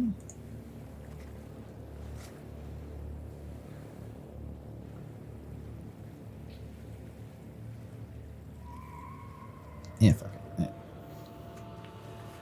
Hello, Death Touched. It is good to finally meet you. I presume you're Marana, correct? Let me just pull this up. Yeah, I'm gonna pocket the heart, like in my chest pocket. She's going to smile at you as you do so. I am he, I am she, the queen of air and darkness.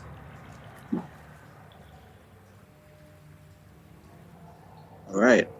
I have been trapped in So- this reality by my husband. I serve your plane with the gift of death I provide, and protection from those who are outside it and undying.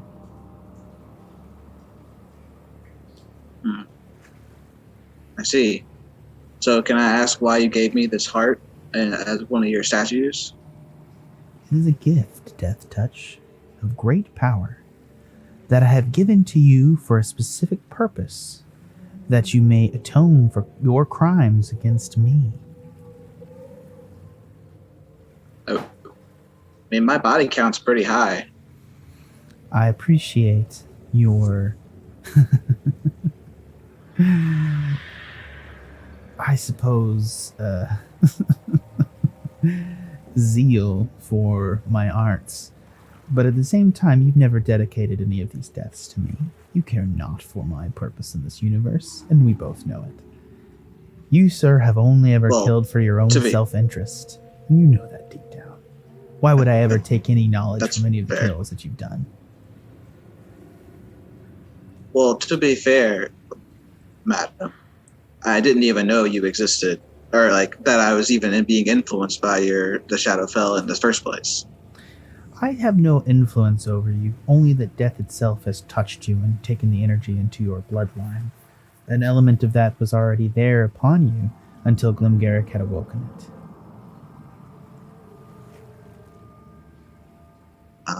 I see. So then what should I do then? I definitely don't want to be on your bad side, but I was told to come here so that I can actually communicate back with my allies. Indeed, you will bear my death curse until you are able to complete this task. You have displeased me greatly with the death of a specific someone. Who's that? The youngest of the Sanguinum family. Oh. Well, I mean, that was self-defense. It was not. She would not have killed you. She would have simply turned you into the police. It is her way.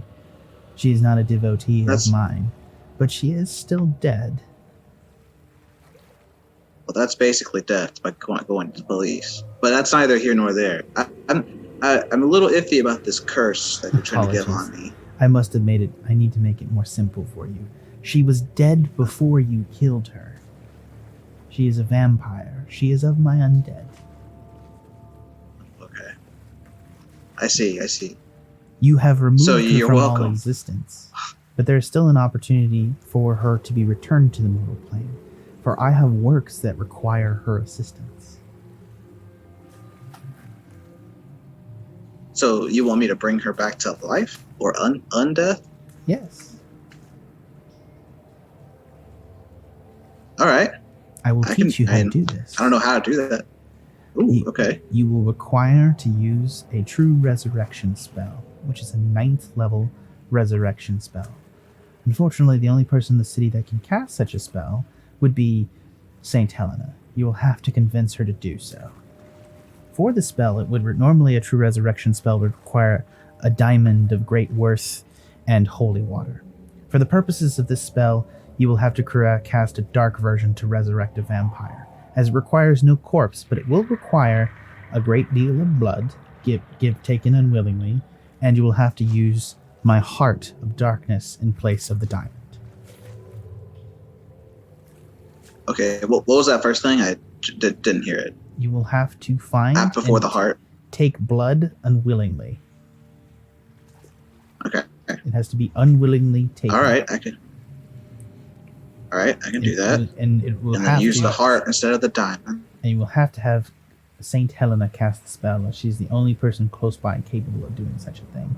And you will have to use her full name to resurrect her, as it does not require any of her body parts, which now do not exist. So Camilla Sanguine. Yes, Carmilla Sanguinum. All right. And so once I do this, I'll be free of this death curse and we'll be square. Correct. Until that time, you will automatically fail all death saves. Okay, Oh shit. that's really bad for me. If I'm down you a lot. manage to complete this task, I will give you a great gift of my avatar that you will be able to summon once every 10 days. All right. In the meantime, can you free this affliction that's causing me to not communicate with my allies? It is not an affliction. They have a lot of knowledge that I might need access to. More so that his spawn died within you without the touch of life to sustain it. You are free of their control, sir. Oh. You have not had a slug within that you does explain. since you first this. It could not live inside the person touched by death. Your skin and blood is not warm and could not provide sustenance for it. Okay. It shriveled That and answers died that. and will decay in your brain. Well, madam, I will do this for you. Seems like it's pretty easy, in my opinion. It is. I've never had a problem convincing people to do things. She might be difficult. You should not trust that one. And so, do I need her, Carmilla's body, or just any random body? Her body no longer exists on this earth, but in Dash. When you use a true resurrection spell, no body or parts are required, and the person couldn't have died in the last 100 years. So she meets all the requirements for this. All right, we are in business. If you care to know, madam, I will give you information about Chuck as well. Oh, I would always love some dirt on Chuck. What has Chuck been done to anger you? Why does she have information on me? Chuck made a deal with me that at the time of the past, I lost rights to his soul so that he may merge his soul with the eldritch being that lived within him. When he did this, he unfortunately merged himself with the soul of the illithid that lives inside him, and it is now him. Unfortunately, these energies have nourished the being and have able to force it to overpower the medicine that Lord Venom has given it in kind of an unturn. He will soon become a mind flayer. All right. Any way to save him from that fate? Undoubtedly so. You'll have to try another deity, though. I more deal with the fact that I was able, by his choice, to give up my rights to him. Though I feel like this is more terrible, as he will no longer be able to partake of my gifts. Okay. So he has to... You have to forgive my ignorance here, madam. I'm not really sure what you mean by this. What will Chuck have to do in order to gain your favor again? I don't think it is something that he will be able to regain. When he dies, he will be taken into the eldritch things and consumed and tortured for all time in utter madness. Ashe will giggle a little bit. I know it is funny. It's even his choice. All right. Well, thank you so much for your information. Truly, you have done more than just by showing up than I ever would have hoped. Let me allow you one last piece of advice. It is not lightly that me and my sisters have come to your three's aid. Allow me to suggest that there are too many forces at play here beyond you, and that the very fabric of this world will be torn apart, and all that live will soon have to partake of my gift if you do not succeed in removing the cask of Barkul. No pressure. Got it. There are forces in play that you cannot possibly fathom or fight, sir. But I trust that you are a sneaky son of a bitch. Well, that is true. Then be gone from this place. Thank you so much. I will, with haste. This place creeps me out. And you it's like she like almost pinches you and you go back into the crypt. You literally like fall over backwards as it's like almost like your astral form like knocks into your body and you knock backwards. So I'll get back into the crypt and go. Oh, that was insane. So I'm back, everyone. At this point, Chuck is just snoring as he fell asleep. Oh God, how long have I been out? I'll tell him tomorrow. What was that? How long has he been out? Yeah. Probably that conversation took about 2 to 3 hours, probably.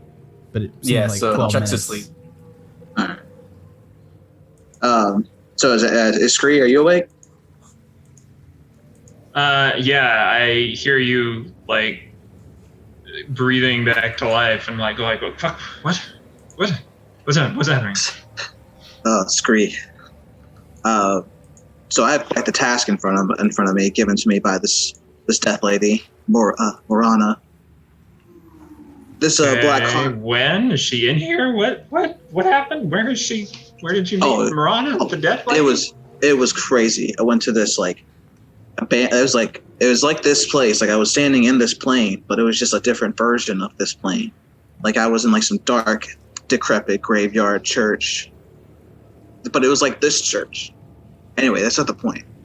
The point is, this black heart is meant to be used as a true resurrection, to resurrect Carmela Sanguine. Right, the vampire I killed. Exactly. I took the fall for you on that one, but you can make it up for me later. Why do we have to bring her? I decided to kill her. I thought I did the right thing. Why do we have to? What? We have to bring her back to life now? Yeah. Apparently, the Lady of Death, she needs her for some other fell purposes. Things above my pay grade. I guess I fucked up then. She didn't say anything about me? No, she didn't say anything about you. I think you did great. All right. So here's the problem. We need. I see a problem that she's going to be pissed when we bring her back to life, but sorry. Well, if anything, she was already dead. So. All right, vampire. Yeah. We need to have St. Helena cast a spell, since she's the only one who can cast a spell that high level. And then, I need one more thing. And then I take the dagger and I slice Chuck's leg and take some blood. Yeah, you're able to get like a pint of blood into a ball. That wakes. Pint? That's a lot. Yeah, it is. You just like sliced his leg open. Yeah. Chuck's a big boy. Do you wake up? I wake up and I like bull kick him. Okay, roll an attack. Please don't be more than. This is an arm strike, right? An arm strike. Unarmed. I know we hurt you last It's a time you fucking. Like, he is a bull for fuck's sake. did that. Yeah. All right. Okay. It's 11. 6. Well, that doesn't hit my armor class. Yeah, so you're good. You miss just All right. barely. But I wake him like what the fuck? I'll What are explain you later. doing, man? I'll explain later. Just shut up. That's all part of the No, plan. you explain now. You No. just cut me. I did. Why? I took some of your blood. Did you want me to do it? Why'd you take my blood? Okay, perfect. I have a whole barrel of blood in the pack. But we took that willingly. What? It makes sense. Trust me. No. I'll take the pint of blood. That's some weird shit. I draw my feather daggers. You better not try to take any of my blood, man. No, I got all I need from Chuck. It's okay. It's okay. We got all we need now. No, I just got my HP back. Give me some bandage. I'm bleeding here. Oh, you're a big boy. Yeah, with a lot of blood that's coursing out of my body. Ask the well. Actually, perfect. You can come with us to see St. Helena. We need her help anyway. This will be our inn. All right, so we need to go ask St. Helena to cast this true resurrection spell. Okay. As you guys move upstairs, I'm just going to say 8 hours. Everybody gets a long rest. Go ahead and restore stuff. Yes, Fucking cut my fucking Achilles tendon over here. What the fuck? Except you, Ashe. Chuck, take 5 damage. God damn you. I promise, Chuck. I'll explain it later. I have a whole fucking barrel of blood that was taken by vampires, so you know that was unwilling. What the fuck? We don't know that. I actually don't know that. The fuck? But I knew you'd never give it to me. This is out of character. I knew you'd never give it to me willingly in the first place. Yeah, I wouldn't. So perfect. You're the perfect example. The door opens at the top of the stair, and the angel looks down at you. Good morning. How are you all? Oh. Loud. Yeah, it's pretty loud. Sorry. Good morning, Lady Angel. Is Saint Helena here? Not at the moment. She will be back soon. Shortly, she will be up after she has her repose and her morning devotional. Okay. Well, can you let her know that we need her assistance immediately? Chuck has this gash in his leg that came out of nowhere. That's because, and she's gonna reach out and she's just going to give you like a little bit of healing. You're gonna regain 2 health points. You only lose 3 points, but it'll close up the gash that stops bleeding. Does that help the situation? Do you require St. It Helena does, but we anymore? also need her help. For Yes, what we reason do. shall I We have tell something her? to discuss with her. It's of grave importance. I'm gonna chuckle at myself on that one. Okay. I will return shortly.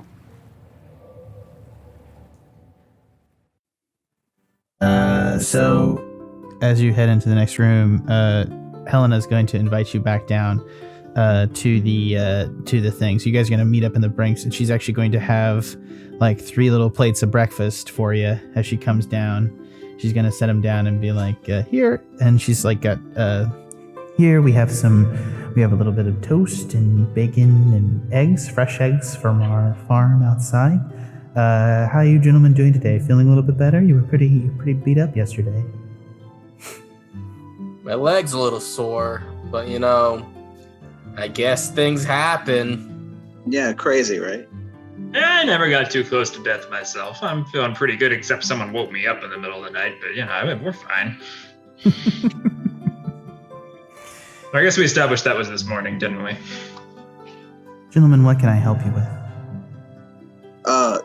Saint Helena, we need your help. We need a crucial member to be resurrected. Their body was destroyed, and we need you to cast the spell True Resurrection on them. I hope you understand, sir. The cost for such a spell, for the components necessary, even for the expense of the slot itself, is so great that I doubt that you have the commensurate value to cost that. Apologies, there are reasons that these magics are not used on a regular basis for anyone, and I do genuinely apologize. Well, I understand that, but what if I told you I have all the components right here? I would appreciate that if it was necessary, but even still, I can only cast 1 9th level spell per day.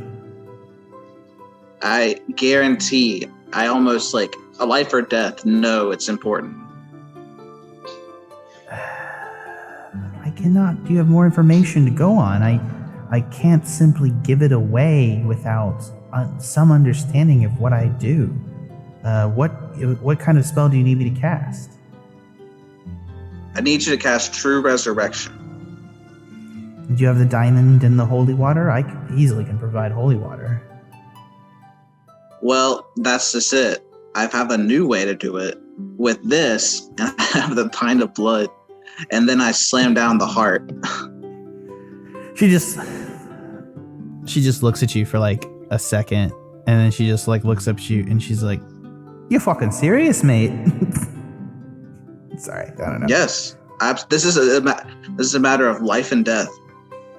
What? And if you want us to succeed in our Be venture to get very the cast, careful we need this here. to be done. What manner of necromantic creature are you attempting to raise?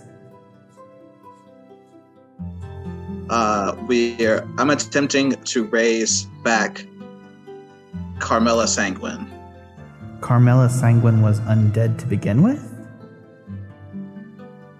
Correct. She's what is she? Was This she? is why she was a vampire. Oh, sweet Galen. Was that not? Was that news?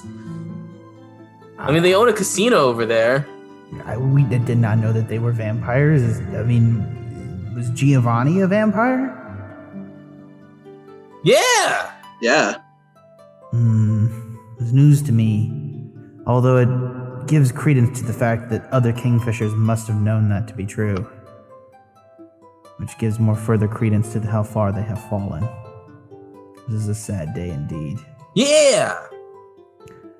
I apologize. And this is why sir. we come to you. I need a good reason to resurrect a vampire. What need do you have of her? We need her assistance in our retrieval of the cast of Bargul. Would it be simpler if I sent an angel with you? Like, come on. Hold on. She said that she'd like that vigilante person out there, right? Yeah. Oh. Yeah. That was this girl. What? Yeah, I know. Like the vigilante tried to attack us, because we were obviously sketchy people, and she wouldn't take no for an answer. She refused to kill us. Like, she was very anti-killing. She seemed like a good person, which is why Bird here did the right thing and killed her. But we found out it's not a right thing, so we kind of need you to fix our boo-boo here. Look, there's other things at stake here. There are dark forces and powers at stake that you do not understand. Though I would like to restore her, as she has been a champion of justice in the city, if that being true that she is. You have to understand, I was going to use my wish spell today to attempt to locate the sea axe. Oh no, this is more important. Oh, this is way more important than that. If we do not have the sea axe, we cannot remove the cask of Bargul, and all of this conversation is for naught. And as I have come to suspect, there are many thousands of lives in Keeper City that are risked while the cask of Bargul remains here. We can remove the cask of Bargul. Yeah. You cannot do Trust us on so that. without the sea axe. There is no way. Yeah, it requires. You have the fucking sea axe. We can do it. Not on us, but we can maybe go get it. All right, I don't want to know. All I'm gonna say is that, God damn it. Hey man, he got a cursed heart telling him how to do things. Do you have it on you now? Yeah, this is the thing. No. All right. Let's just say that as long as Speaking of which, you need an object that is of equal power and of the same make as Bargul to take it out. So if you don't have the sea axe, we're fucked. That's all I'm gonna say. Otherwise, I'll use True Resurrection, and I'll fucking absolutely do this dirty ass version of it. Oh Jesus Christ! Sorry, I need to stop saying Jesus Christ. I'm so sorry. Thank you. I'm so sorry. He was Bloody hells. Yeah.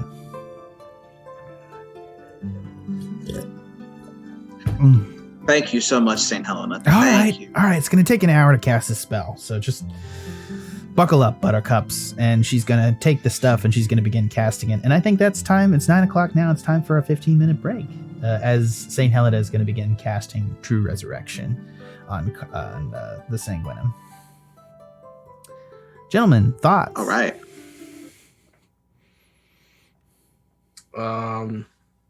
Can't wait to see what she thinks when she sees me. Or us. Yes. I mean, we all attacked. We all, But we brought her back. So Did you? Yeah, strange bedfellows. Did you? All right. It was an accident. This has been the Pen and Paper Pod. It's about 9:00 now. We're going to be back by 9:15. Stay tuned. Let's find out what happens when we bring Batman back from the dead. Is he going to be pissed off? Probably, because she's Batwoman. So stay tuned for that. This has been Trevor, Ed, and Tanner, and I've been your host, Jack. Thanks for listening. We'll be back in 15 minutes. Okay, well, hello and welcome back to the Pen and Paper Pod.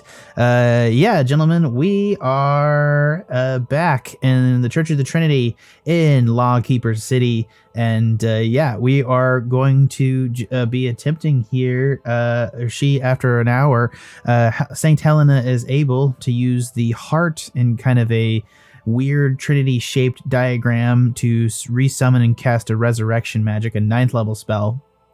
I think it's the first time any of you guys have seen a 9th level spell been cast outside of the one time that Chuck Angus had a 9th level disintegration spell used on him. It's hard to remember that. Literally, your eyeballs were disintegrating like mid spell, so it's not something you remember seeing. Right? Exactly. It's just all gone.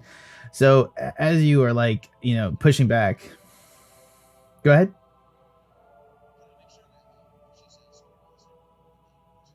Yeah, she appears to be. You're saying it correctly as she goes through it. She's actually very specific through the whole thing. Oh, that's muted a second ago, right? Same thing that I did. It's my bad. Thanks, Megan. No. You are always on it, and that's what I live for. Hello, my dudes. I came in at such time that I cannot tell if Jack is pissed, or the character that he is voicing. Same thing, maybe. I missed all this. I can't hear Ed or Tanner. Thanks, Megan. I appreciate it. I was not watching chat because I missed you. Anyways, gentlemen, as you continue on, you're able to see here that the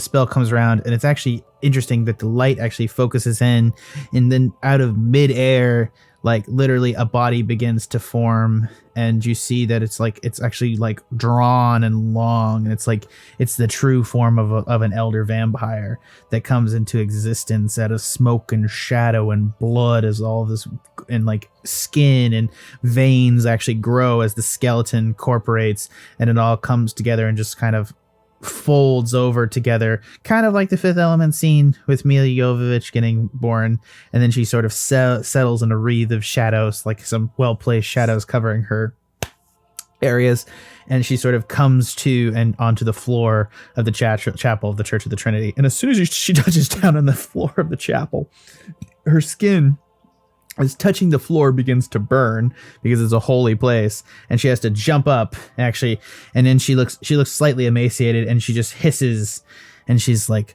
"Where am I?" Calm down. I take the big vat of blood out of the bag of holding and open it up for her. She reels back. And then she just, and then she can't handle it, and she jumps into the vat, and she begins to drink deeply.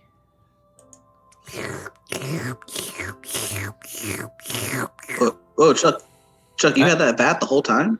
I told you I did. And then I kind of closed the lid on top of her and be like, she's not in the vat. You don't. What are you doing? she didn't jump. I thought she jumped in the vat. No, she didn't bodily jump into a vat of blood. What the fuck? I mean, how emaciated was she? I heard that she jumped in. Oh, whatever. she went head first, but it's I don't know. I love you guys. Yeah, she pulls back, and her top half is covered with blood, and it's her eyes kind of focus in, and her vampiric attributes tend to relax into the vision of a beautiful pink-haired lady, except now her hair is covered completely in blood from top down. And she's going to look at you three, and she says, "You killed me. And now we brought you back." We did. Oh, yeah. Crow, why have you killed me and brought me back?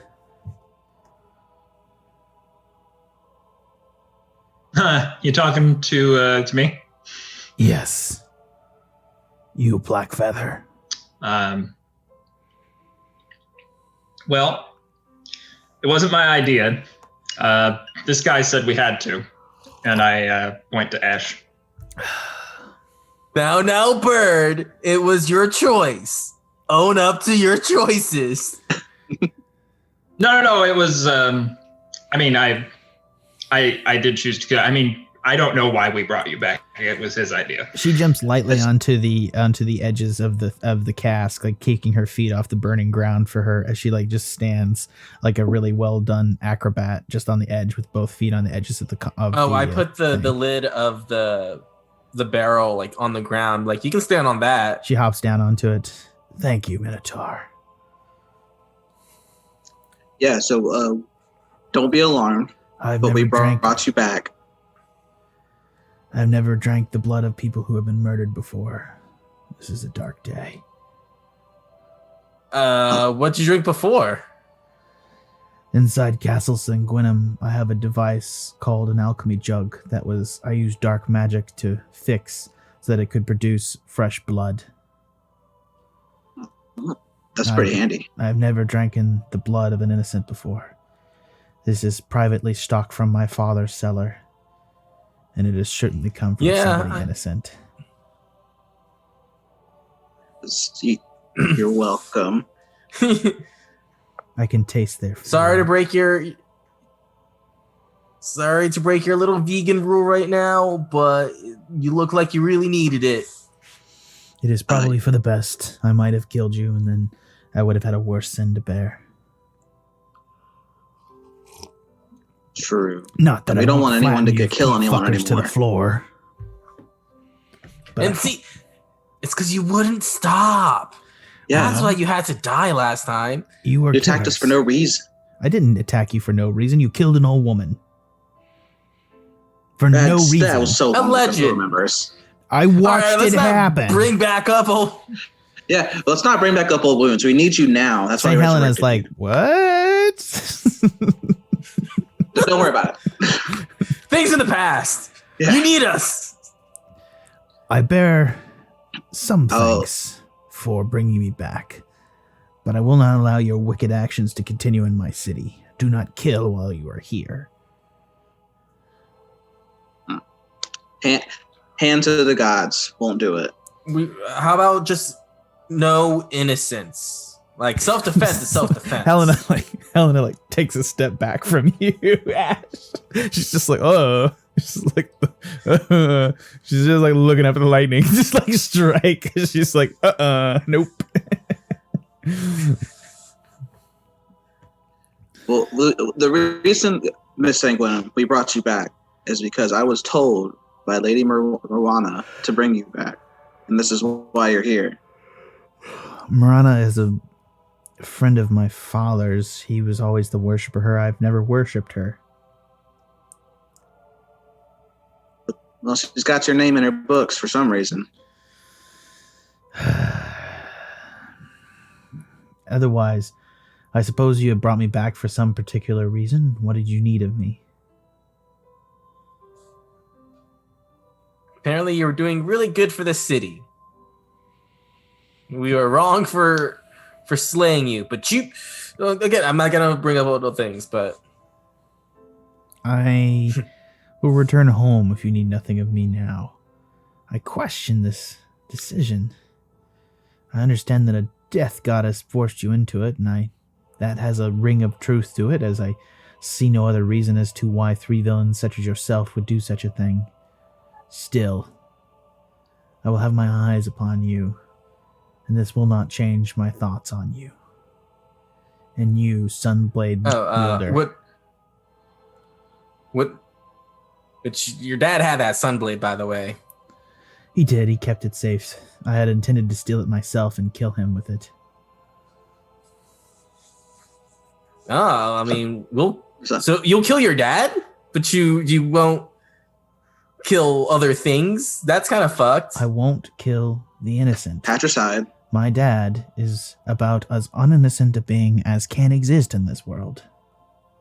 Okay, so we're cool killing non-innocents. If you can avoid it. You have to understand, leaving him alive is...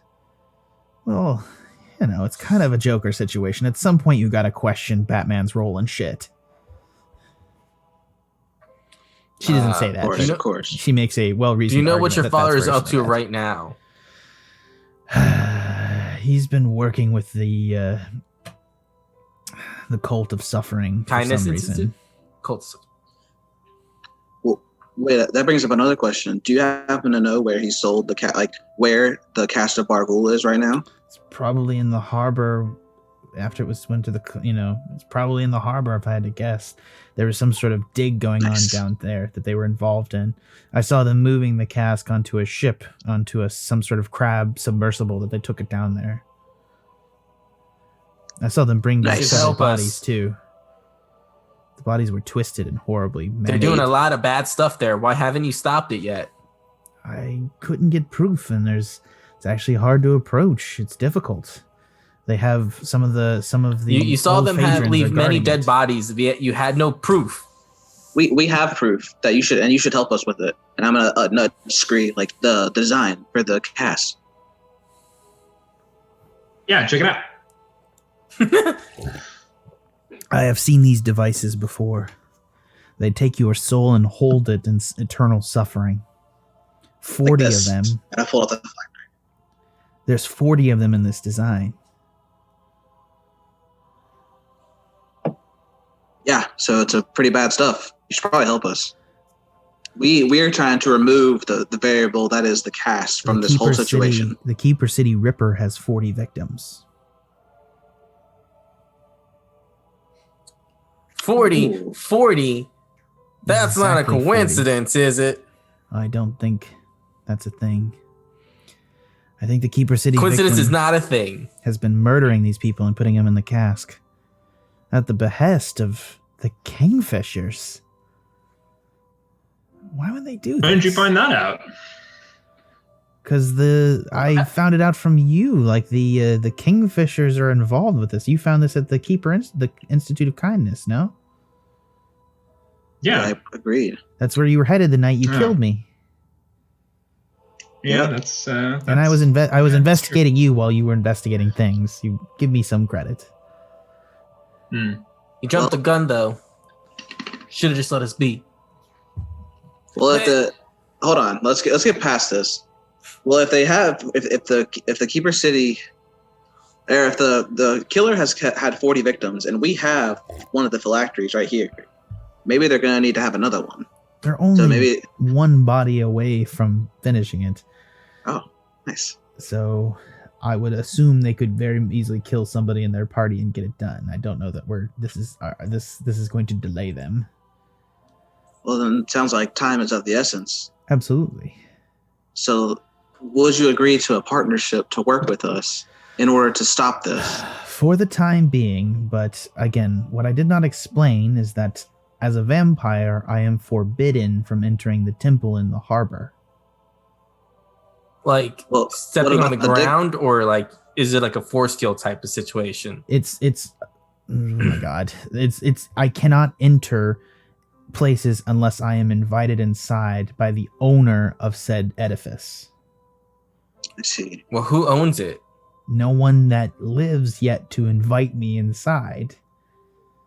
Well, what about the dig site too in the harbor?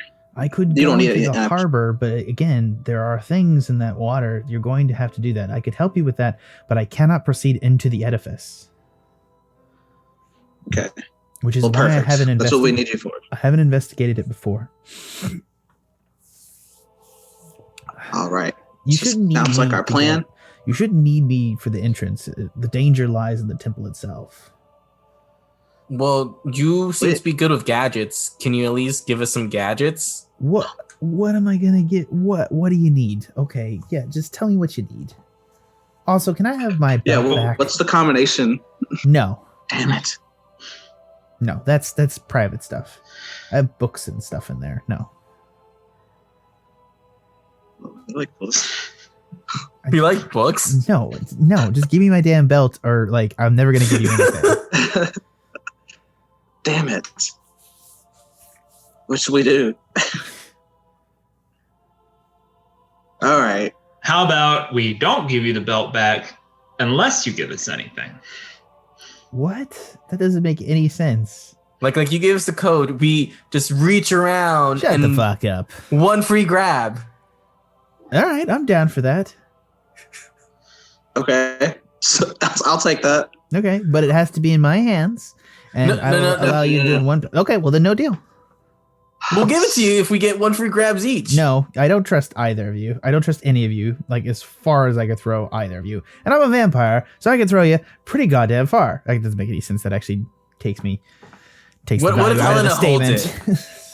I don't know. What if Helena holds it and we grab out of Helena's hands? I'm Yeah, not a going neutral to party. trust Helena. She's a kingfisher. Sorry, no offense, the lady. I don't know. Sorry.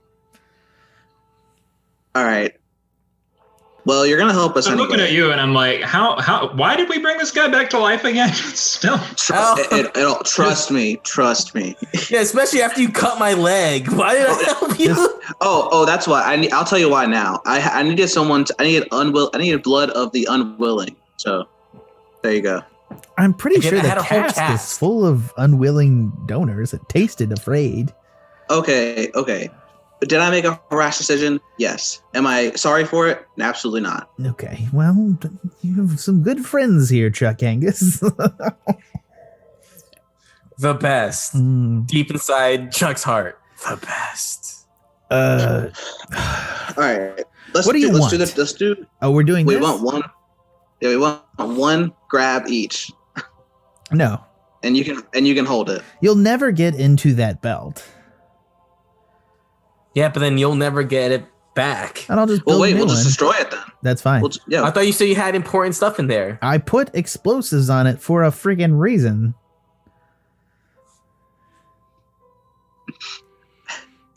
Can I do a persuade to try to make her do the original deal, which was one grab, and have her hold it? Sure. One grab each. She seems almost like blushing. Like there's something in the belt she doesn't want you to find. I want the porn. And I think that's like an accurate thing. She might have some like orc porn in this belt here. Let's see what you got. Let's see, 24 persuasion. Okay, she's like, all right, look, I will hold the belt, and if we do that, you get to reach in and grab something while I open it up, and that's it. One person. All right. I say Scree does it. All Out of right. hand, baby. Yeah. All right, and she takes the belt, opens it up, and she prepares. Scree, what are you looking before you roll sleight of hand? What are you looking for? Are you going to try to grab? If it's a book, are you going to be upset about that? Or are you happy with anything? No, I love books. All right, go ahead. Roll sleight of hand.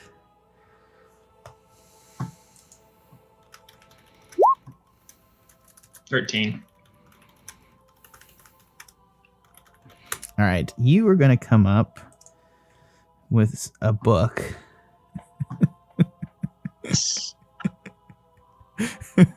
Tough love. You're going to come up with 3 books. First one. Can I read them? The first one's gonna called The Lusty Lizard Folk Maid. The second one is gonna be called A Tabaxi Called Temptation. Yes. And the third one's gonna be called Big B Gets Handsy. Big B? Yeah, it's like Big B's hand. It's a spell. I guess that's lost on you guys. Sorry. None of you are a bard. All right, I'll change the last one to Oh, Tusk no, I Glove. remember that spell. Yeah, Tusk Glove. There we go. Just like it's got like a huge muscly orc on the cover. I grab one, goes, this is my share. Which one do you grab?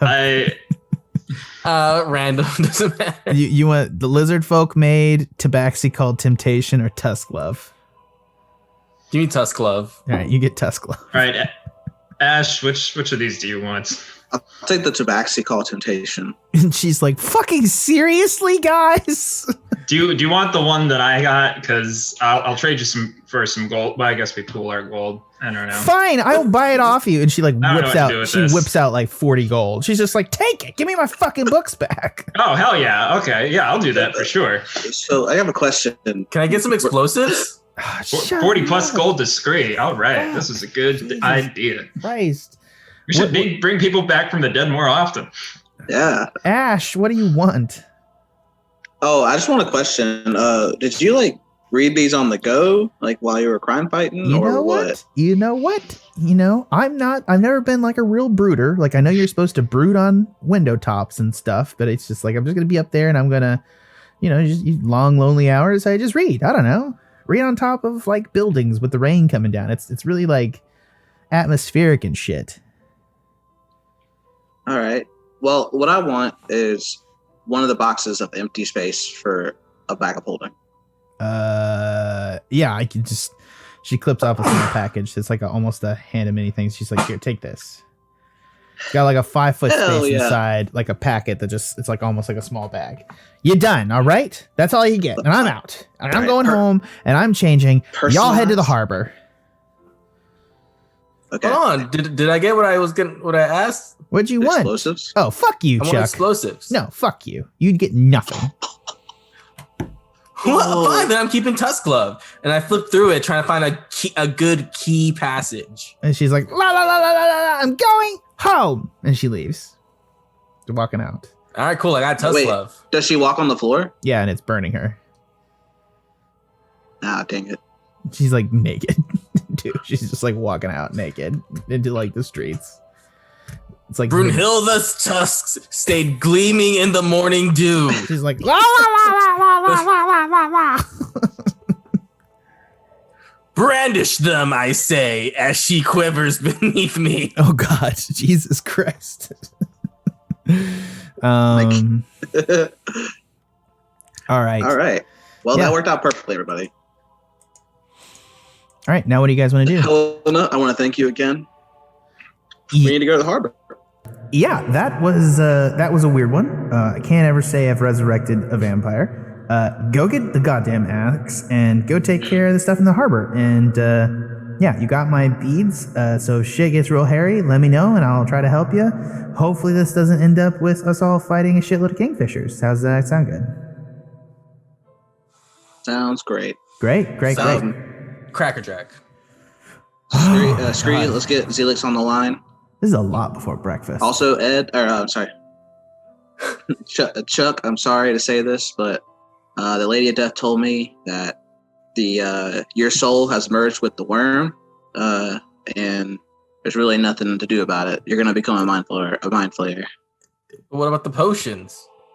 I mean, that might slow it, but you're gonna have there's no solving it. You're not gonna not have the worm in there. And apparently, she told me you did it of your own volition. Like you made an agreement with her. I did what I had to be done. That was the only way. I'm sorry to say, man. Your soul has merged with that of the worm.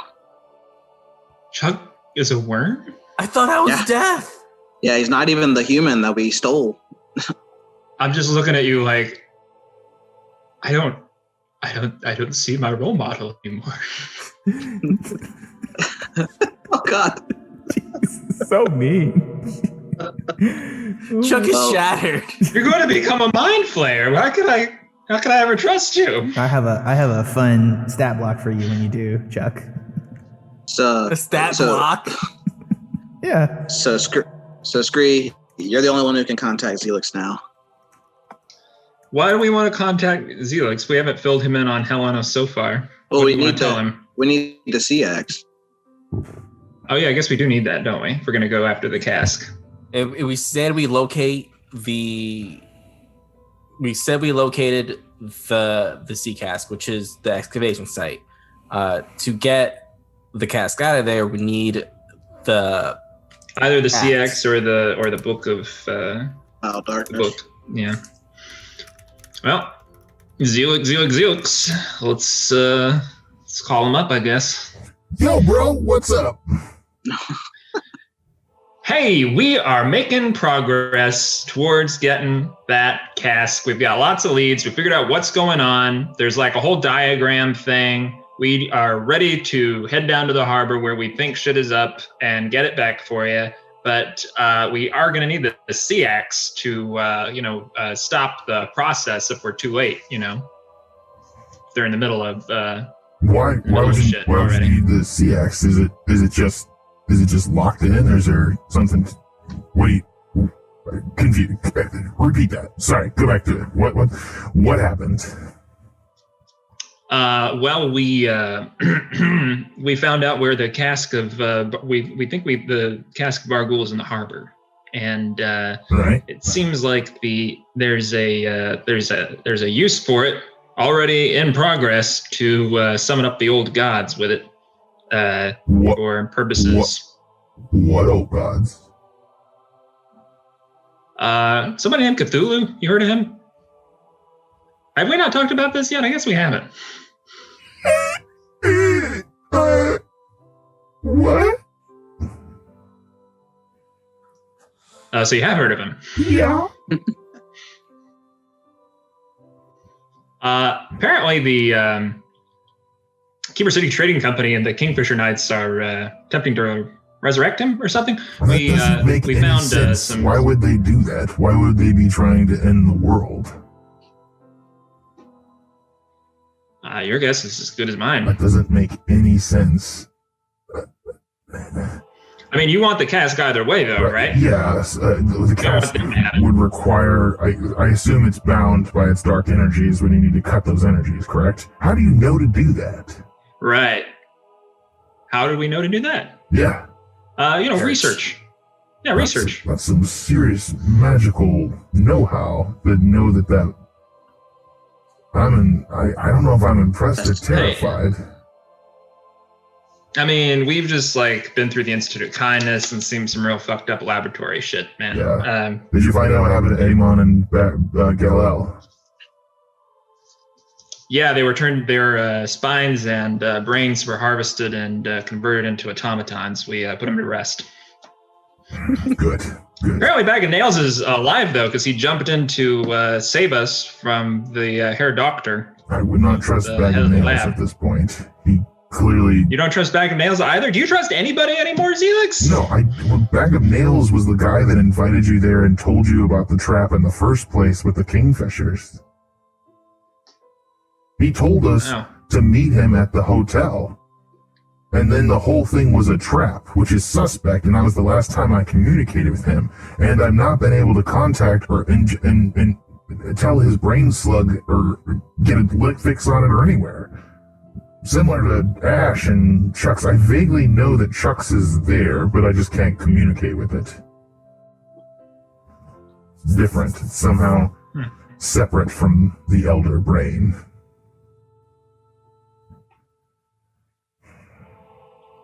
Sounds like you problem.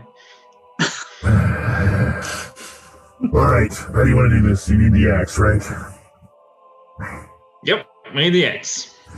All right, swim out like a mile out to sea, and we'll find a rendezvous point on the map, and we'll drop the axe into the ocean for you to pick up. Sounds like a plan. All right, over and out. Yeah, I don't need to tell you that this is end of the world shit, do I? No, we've had that explained Actually, to already us. did. Yeah, like it's end of everything. He consumes all. It's over. Done. 1,000 years of darkness. I came from his home world. And you guys are dark, and you don't even want that, right? No, So I came from we're his on the home same world. page here. The Illithids escaped his madness to this world. We would rather him stay locked away. I You see how it must is. keep in mind, too, Yeah. that your slug is of the same creation, of the same brain and hive, so the energies will resonate to some extent. Yeah, the tentacle arm doctor said something to that effect. The guy that we met at the Kindness Institute. Glim Garick. You ran into Glim Garick? Yeah, Glim Garick. You know him? Yeah, he's a kingfisher. I'm like, no, but not to like take this offensively, guys, but like you're kind of like three idiots, and then you guys just survive shit. We're just like really confused sometimes, like how that happened. You know what I mean? Yeah, I get it. We are like the most effective members of Dark, though. Yeah, that's like super annoying. It does not make sense as to why, and everybody else, it's like useful keeps getting killed. Anyways, fuck it. go out there, get the axe, get the fucking stone, and let's get the fuck out of here before fucking Cthulhu comes back. Also, I have no idea how you would use the cask to awaken Cthulhu. That doesn't make, what was the term, that you used, Trevor, for magic? I'm just trying to think. It was, Arcanics. Quantum Arcanics? Quantum Arcanics. It doesn't make sense on a Quantum Arcanics front.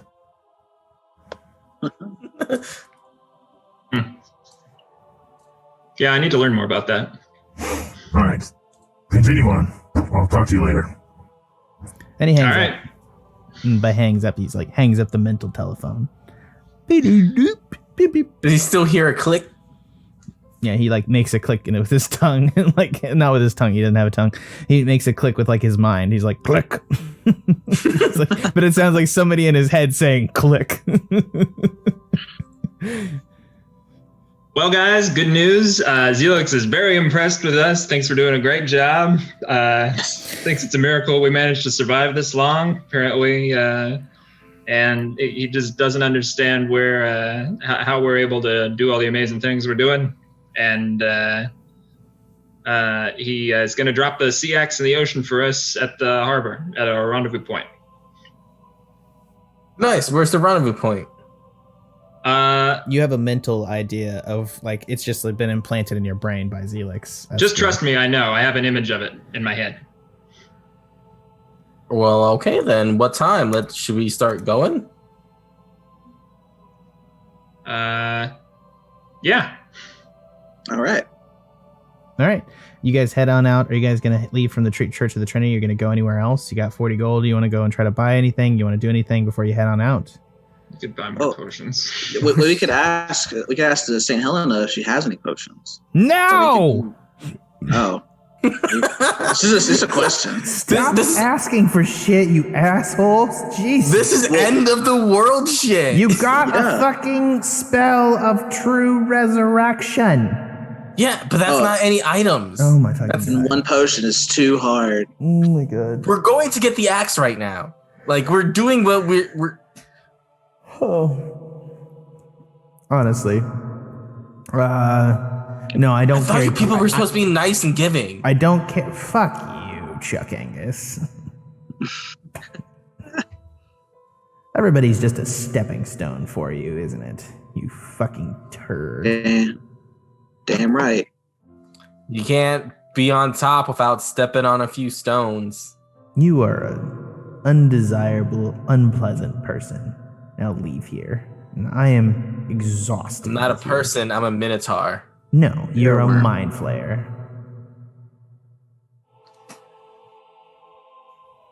That was a fresh wound you just opened up there, Helena. Yeah, he's just gonna like... And even outside go of that, defeated and like, kind of... you're just some dude who a mind flayer inflicted right now. You're not even that.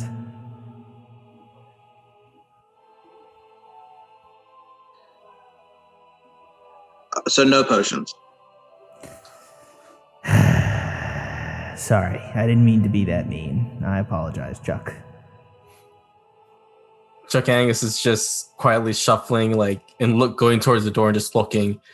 Like, if he had a backpack, he'd be holding the strap to his backpack. Scree, give him my apologies later, would you? I'm sorry. Sure, if you think it'll mean anything. Probably not at this point. It won't. Chuck's a material guy. I don't know what else to tell you. Yeah, alright. Well, we'll figure it out later. Anyways, get on out of here. The world hangs in the balance and all that jazz.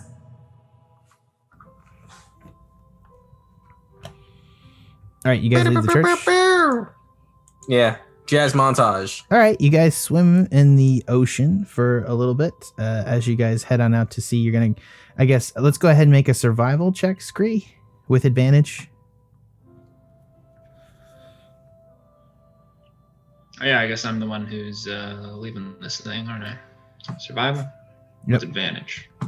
Right.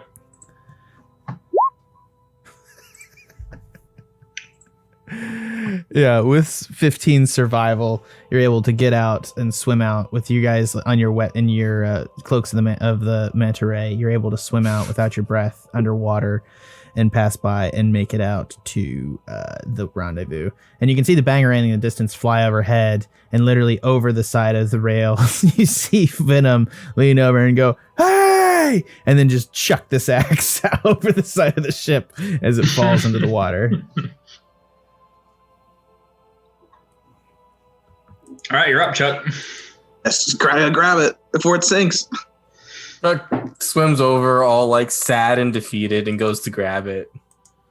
As you put your hand on the axe, Chuck, the eye in the center core of the axe opens and regards you.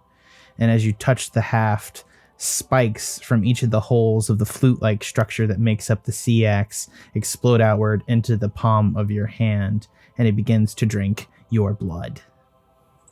At least pain reminds me I'm alive. You hear a voice in your head, and it says, "Hello, Chuck. It's a pleasure to meet you." Hi, magic axe. I can tell you're a man with a strong arm. Sorry, not a man, a mighty minotaur with a strong arm. You care to wheel me, sir? I mean, am I gonna be able to kill a lot of people with you? More than you could possibly imagine. We will bend this world to its knees and become the mightiest with me by your side. I promise this to you, but bear me. Thanks. That sounds exactly what I need right now. Yeah, let's go, buddy. Allow me to drink from the blade of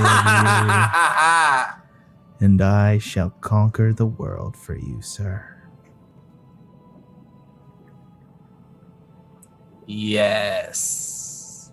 Yeah, it just the I'm all for spikes this. continue in the hand, and it drips a little bit of blood in the water, but it just it's got the salt gets in the wound and it burns, but you kind of feel like the axe itself like pulses in your hand, and it's just like it's definitely like a deadly ass axe.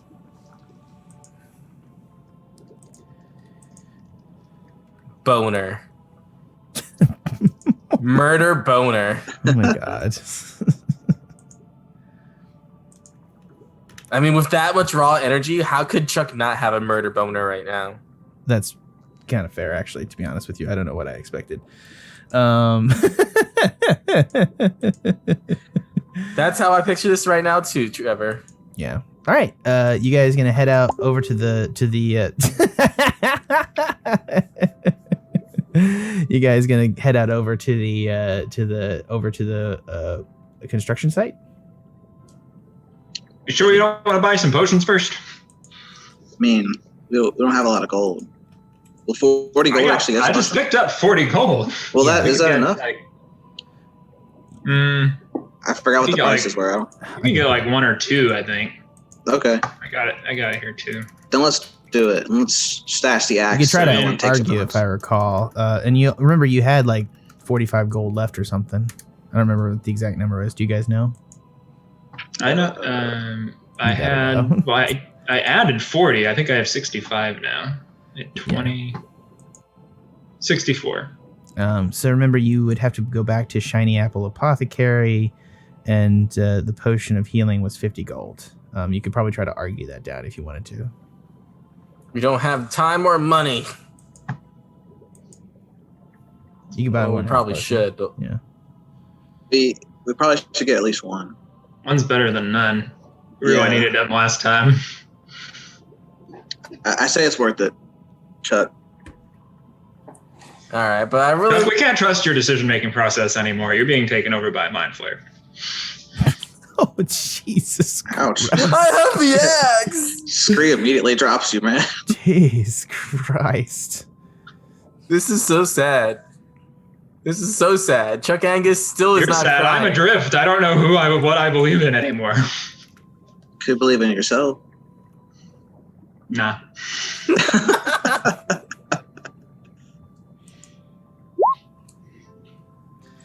To the Shiny Apple Apothecary.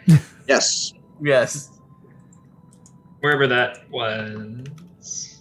Yeah, you're able to I go take ahead and make a survival check with advantage because Yeah. you've been there before, Scree.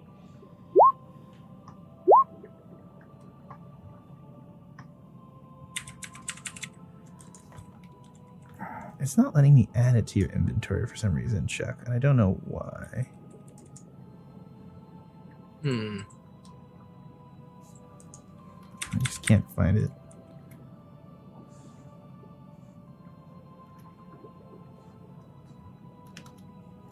I'll try to find it later. Maybe I'll see if I can do it. Anyways, yeah, I'll send it to you in your chat so you can see what it is. It's just a plus. It's like right now it's just a +2 weapon, but obviously it grows based upon the blood that it consumes from you. Gain a +2 bonus to attack and add damage rolls made with this magic axe. The magic axe also deals an extra 1d6 necrotic damage to creatures that aren't constructs or undead.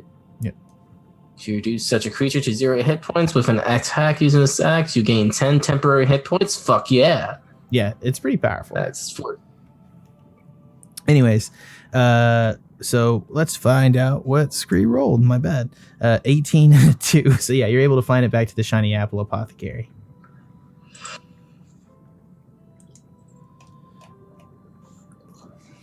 Right. Go in.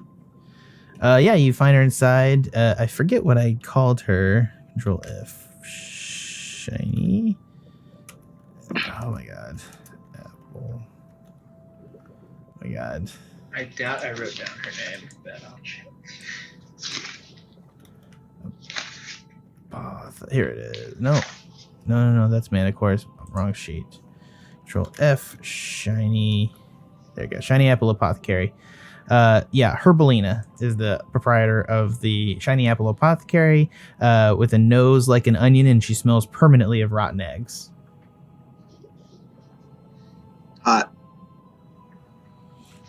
Aren't you a fine young man Herbalina, there? how's it going?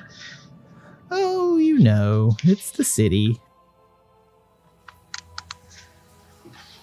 We are in the market for some health potions. Once again, we already ran out of all those that we bought when we were in here the other day. Can you believe bought that like shit? 5 health potions the other day. Are you serious? Yeah, I know. We're pretty busy. Well, as returning Anyway. customers, I might be able to do you a discount. 2 for the price of 1. Yeah, how about? I mean, that sounds great. Thank you. We're there are 3 of us though, so if we could get 3, not necessarily for the price of 1, but maybe for a little bit more. I don't know. much do you What do you have? say? Huh? How much do you have? I have 60 gold. That's not going to do it, sir. I'm sorry. What if I could make you smile? Make use. Plus, for all honestly, I only have 2 health potions in my inventory, so for another one, it would take 7 days for it just to get back tested out. It's a deal. Okay. I would well, take it. I guess we'll take the 2 for the price of 1 then. That's pretty great. It is. It is. I feel like you should have been thankful in the front of this, to be honest with you. It was a pretty good deal, and I was giving you like a boon. But whatever. Business is business. And she gives you the health potions, you guys make your exchange, and she's like, no, get it the fuck out of my shop. I'm just kidding. You guys are nice. Come on. What do you want? Anything else? You got any other gold? Do you not have gold? Nope, we leave. Then definitely Nope. get the fuck out of my shop. Nope. All right. What a nice lady. We gotta keep coming back there. Yeah. All right. Now to the construction site. All right. You guys are able to swim back out into the harbor pretty easily. The trawlers in the distance, it's very easy to kind of identify where the trawlers are at which point. Chuck, as you enter the water, both the sea axe, it's kind of weird. You feel as you're holding the sea axe and the conch kind of like reverberates with energy, and they kind of seem to have a similar energy about them. And you almost feel like you have an intellectus, which is to say like a kind of an intelligent knowledge of the sea life in the area, and that you can almost feel it, Aquaman style. Say my Aquaman now. You're not actually sure if you could use this power, but you suppose that if you blew the conch, you could call for help. Nice. Yeah. Nice. Anyways, as you approach the boats, you can see that the boats are actually around a singular platform in the distance, and there's a line, and you actually can kind of make out through the waves about 200 feet down from the surface is a massive kind of underwater temple. And you can actually see, oh my gosh, let me just pull this up. You can actually see this temple just at the thing. It's the Temple of Ondine as described. And you can see behind it running down cords. There's cords that are lifting this giant mechanical crab onto the seafloor at the entrance to the Temple of Ondine. And around the cord is 3 kind of looking fish people. You're probably about 110 feet from them along the sea bottom.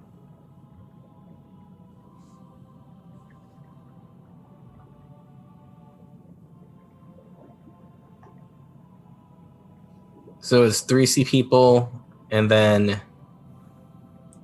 I mean, if it's just 3, I'm pretty sure we can kill them. The crab mechanical construct is very large as well.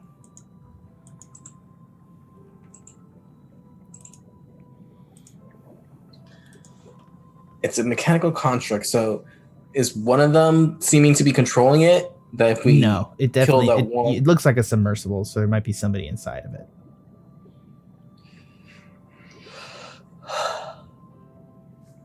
That's just an educated guess. You actually don't really know that. I guess they could have the cask in there, couldn't they? You don't know. we could kill the 3 and then try and get inside the crab construct. Can I get back in touch with my brain slug to get any sense of where I think the cask is? No, it doesn't give you that ability. I say we avoid them. You can tell that because we're only here for the cast, right? Yeah, the entrance to the we're on our way to the temple. Yeah, the temple. So I may have not made this clear, guys. The thing is at the gates of the Temple of Ondine, and it appears to be peeling back the front gates to a singular passageway going into the temple, and it seems to be clawing back. There doesn't seem to be any other way into the temple, and there's kind of 3 people guarding the rope that's running umbilically to this crab device. I see. All We right. gotta kill them and enter the crab device. Yeah, I like Chuck's plan to take over that crab. Take over the crab? Yeah. Cool. So You guys just want to do this? Do you have a plan, or just gonna go rush right in and attack? Or are we gonna chuck Angus? Are we aren't, sorry, I didn't think about this. Are we we're not holding our breath, right? We didn't put on our cloaks of Yeah, you did. whatever. I thought we did. We established that you did. Oh, we did. Okay. You're 110 feet from the crab device and about 95 feet from the closest guy. You're hidden in the shadow of the very, very murky water, like Hudson-style shit water. all right. Well, I can cast a good old haste spell for both of you guys. You can get in there. All right, let's roll initiative. All right.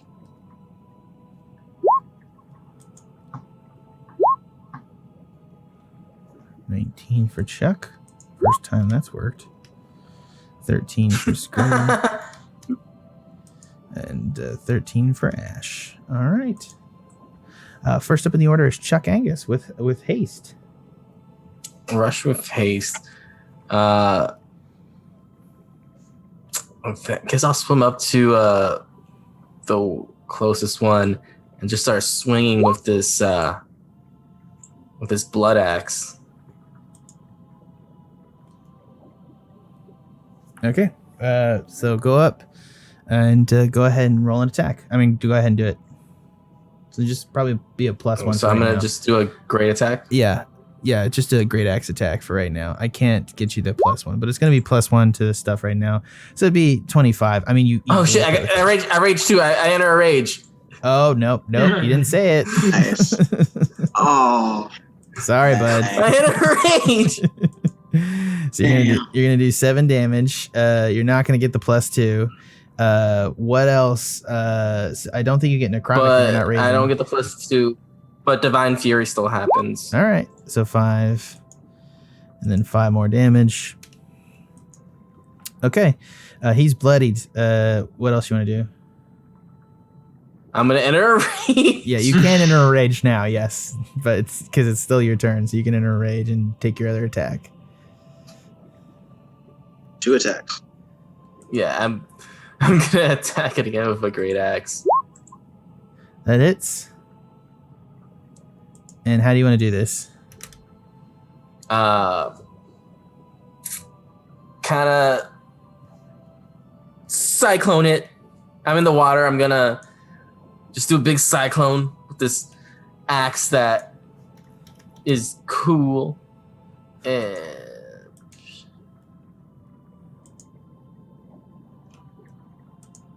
Hold on.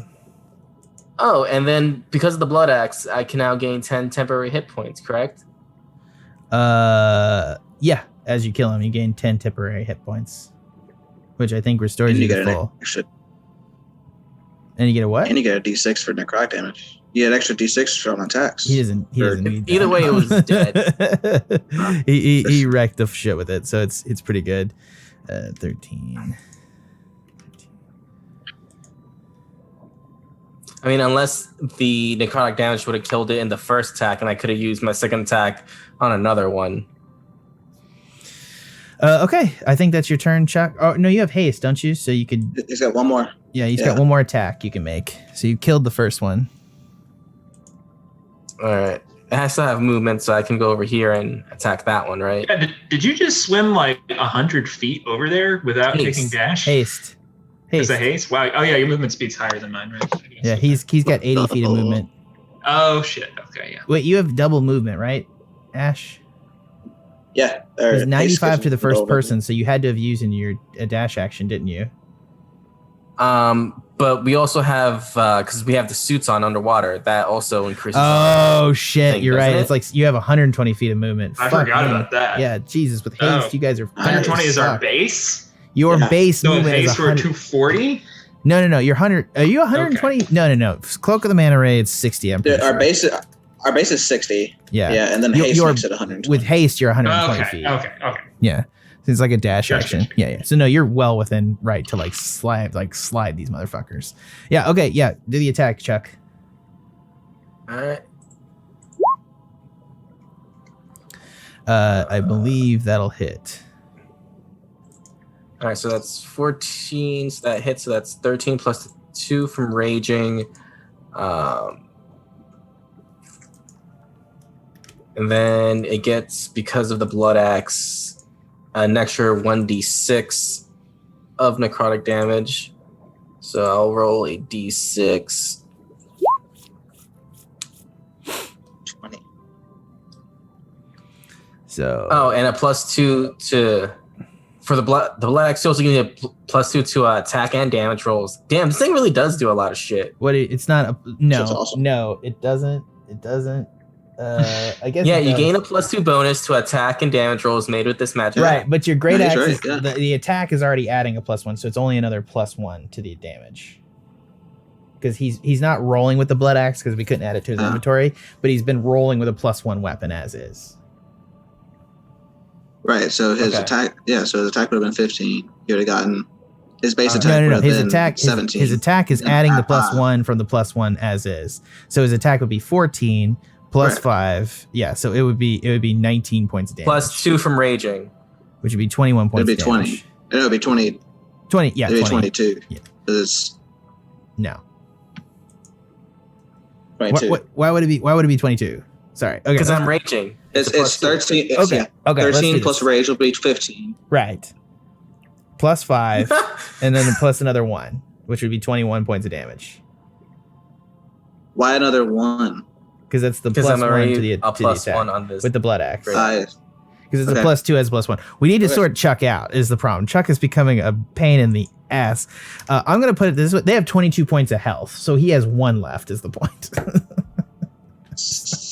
Okay. Yeah. Next up in the order is the crab monstrosity, which is going to move straight up to Chuck.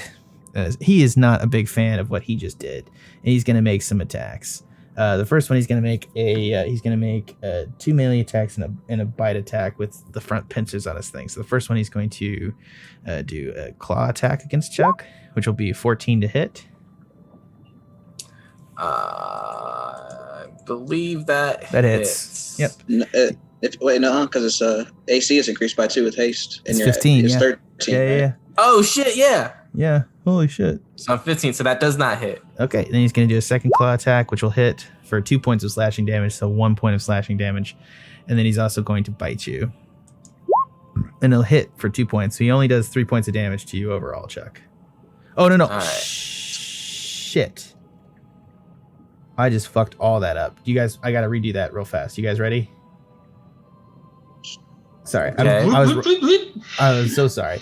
All right, here's what's going to happen. The Sanguanum is going right after that, and that's going to be their 2 attacks, which did 3 points of damage to you, Chuck. So I rolled the same attacks for the Sanguanum, skipping the giant crab. So here's the actual giant crab's attack. So here we go. So I Okay. still take 3 damage. You still take 3 damage, but now the giant crab's going to hit you for 21 with the claw. And you need to make, so it's a bludgeoning damage and the target, bludgeoning damage and the target is grappled. So he is now, he's going to do 28 points of damage to you, Chuck, which is going to be half down to 14. And then he's also going to grapple you. You are now grappled in the claws of the crab. How exactly were we planning on taking over this crab thing again? Gotta get inside it. Cool. So that was the Sanguinum's attack. I apologize that I fucked that up so bad, gents. The other thing I want to say is that from the temple door on the far side emerges another fish person who's now going to take his action as he rolled higher than everybody else in this order still. And he's going to cast some spells. He's going to cast... what's the range on that? It's 90 feet, so I actually don't think he can get to that. Well, first off, I think he's going to move. He's got 30 feet of swim, so he's going to move straight forward to about here. He's going to move here, and then I think his movement... 95. He can't get you guys with that. Maybe he can get you guys with that. Well, they're still hidden, right? Yeah, I don't think. Yeah, I think they might be. I think that might be accurate. I think that's probably a good idea. Yeah.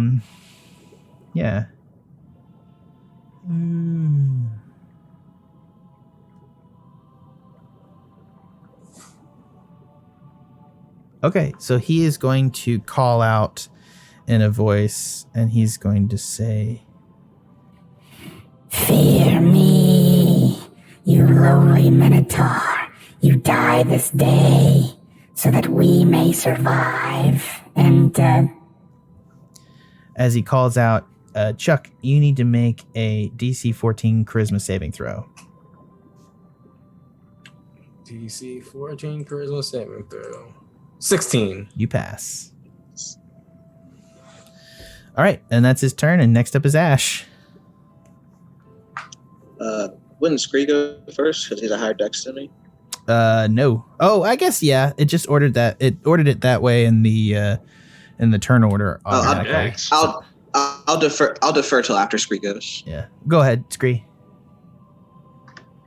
All right. I'm gonna swim in, and guess I'll go after this guy right in front of Chuck. I'm gonna draw my sunblade. It lights underwater and it just bubbles And- blow off of it. It's super cool. Nice. That's what I was hoping for. Bubble wand. Yeah. It's like a fucking and we will- sunfire bubble sword. It's awesome. All We're right. gonna boom blade it. Yeah, he's dead. He had 1 health point. Oh, yeah, that was the one with 1 health point left. Shit, okay. Yeah, he's out. He is destroyed. No question. Incinerated. Yeah, it's not even. He like light it up and he dies from fright. It's like he used to like barely make contact with his body. He was like Chuck came over and wrecked his shit, and then you came over, lit up a sword. He's just like, I'm out. I call it. I'm out. He's gone. I'm chum, mate. So, yep. Then I will come over and attack the crab machine. All right. Same business. Go ahead. Yeah, working on it. Sunblade it with a booming blade. That does not hit. Well, fine. It is. It's a giant. No point in casting booming blade then, I guess. It doesn't work. I mean, it doesn't contact. Yeah, right. You then cast I will it anyway. disengage and swim away. I guess you can with haste, can't you? Okay. Okay, yeah. Yeah. Okay. So you're able to pull back, and I believe that's your turn, if I'm not mistaken, Scree. Yeah, that's my turn. I'm gonna figure out my distance here. But while you're doing that, go ahead. Let's start with you, how far Ashe. away. Yeah. You keep doing that, and let's go ahead and follow up with Ashe. What are you doing, Ashe? Yeah. Ashe is gonna cast Firebolt at the At the crab. Crab. Okay. Yeah. Yeah.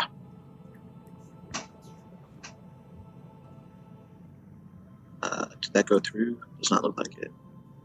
It did not roll. I don't see it.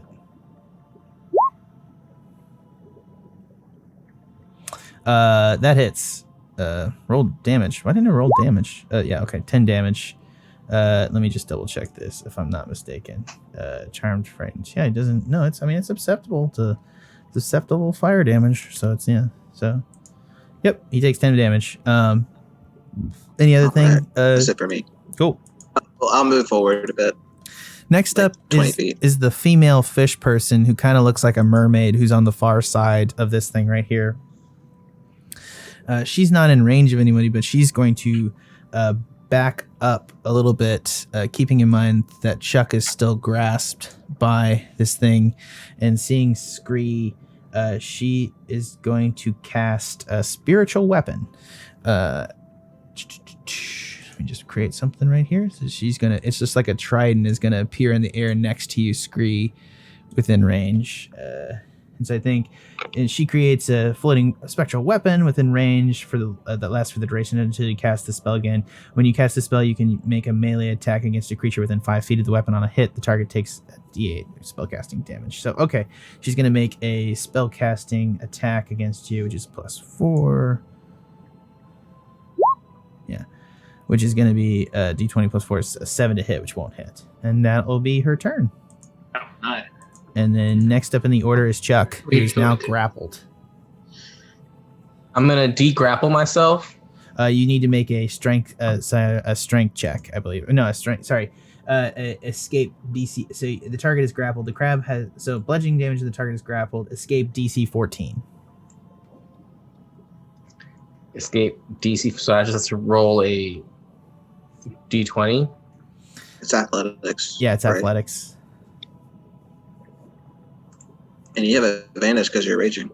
Yep. Yes. So athletics. 14.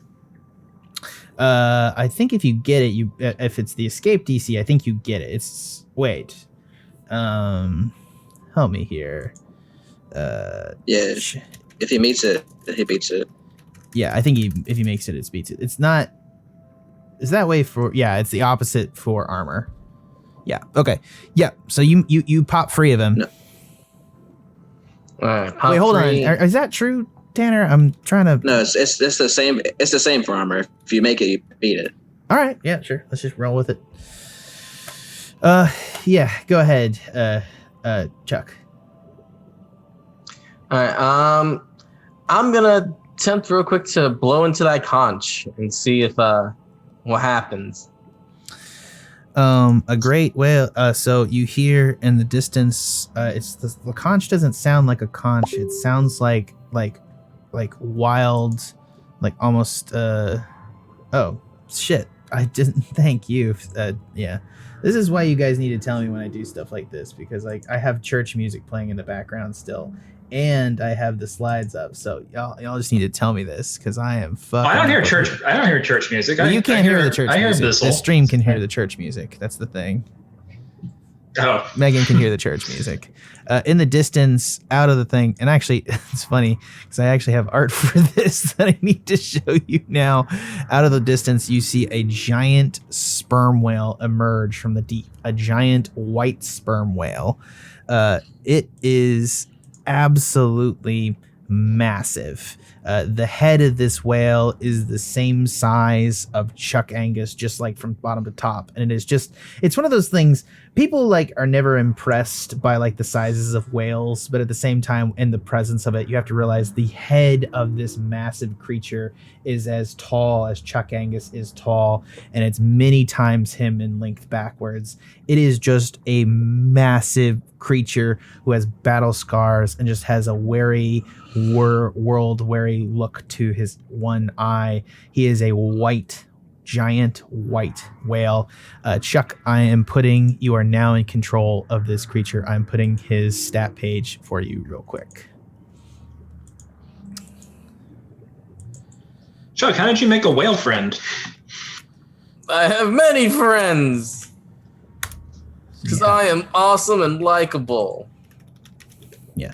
Bottom line for him is that he's going to get initiative on this order, and I've already rolled initiative in the order for him. He will go after the crab's next turn, and you'll be able to control him. All right. So it's still my turn, and Yep. so I'm gonna attack the So, crab's hold on. marine. I think you used your action to blow the conch, and you used your action to escape as well. I don't think you have anything else, if I'm not mistaken. Haste? I don't think haste gives you another action. Yeah, you didn't take the attack action. Yeah. So I don't think you have anything else. You can move if you want. And I think because you didn't take attack, do you lose rage? Rage is if I either do damage or take damage. You're fine. You took damage last turn, so you'll probably take damage this turn too. We'll see. I'm not gonna worry about it too much. See, so I don't want to argue about it. Let's just if tell me what you're gonna do. all right. Since I can't attack, can I do what was the thing that just to shove it away from me? I'm trying to look for You it didn't make an right now, attack. and You can't do that. Can't seem to find it. Okay. Next up in the order is the crab. It's going to go ahead and attack you again, Chuck. Let me go ahead and remove this just so we got on the thing. Crab is going to attack you, Chuck. Actually, I think you disengaged and walked away, didn't you, Scree? So you had to at least be 10 feet away from it. This thing has a pretty long reach, if I'm not mistaken. And I think you would recognize that, if I'm not mistaken. Yeah, I used my max movement that I could to disengage. I'm not sure how far away I got from it. I'll leave that to you. Well, you had your character there next to him, which is within 5 feet. And that's 10 feet, which you would be within striking distance still. Okay, yeah. Okay. All right. I see what you're saying. So I wasn't actually able to disengage. Yeah, I see what you're saying. Yeah. You wouldn't have taken the disengage action because you didn't need to, because you're literally not out of range of him. So you wouldn't have taken. Yeah, I got you. So he can reach over and grab you. Are you okay with that? I don't see what else I can do. What do you mean? Yeah. So he's going to reach out with his one claw and try to attack you. He's going to hit at a 22. He's going to grab you, and he's going to do 31 points of damage. You say he's going to hit it at 22. Can I shield that? Yeah, I think you can. What's your AC? 17. Shield gives me +5. So I think he hits it still, so it still gets you. But is it 17 with the haste? Oh no, that's before haste actually. So it'd be 19. If I shield it, that'd be 24. 26. So you'd be fine. 24. Yeah. Yeah. So you'll miss. He'll miss. I'll shield it. Yep. Shield takes over, and the crab's going to reach out with the other claw and try to grab Chuck Angus again. 15 to hit, which will not hit because of haste is still active. And that's its turn. Well, if it's 15, it hits him because it's the same as his arm class. Oh, is his armor class that bad? Oh, it's just +2. Yeah, it hits Armor him. class is Okay. 13. Yeah, so it hits. So yeah, you take 28 points of damage, or you take halved at 14 damage, Chuck, and you are going to be grappled again. Yeah. But on the plus side, you now control the sperm whale, which is his turn. What do you want to do with the sperm whale? And I have this nice little shark character for him down here. So Sperm whale.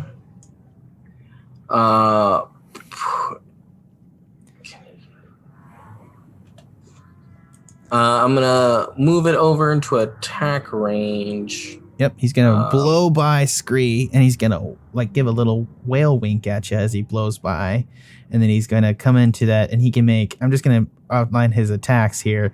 He's got multi attack, so he can make 2 attacks, one with his bite and one with his tail.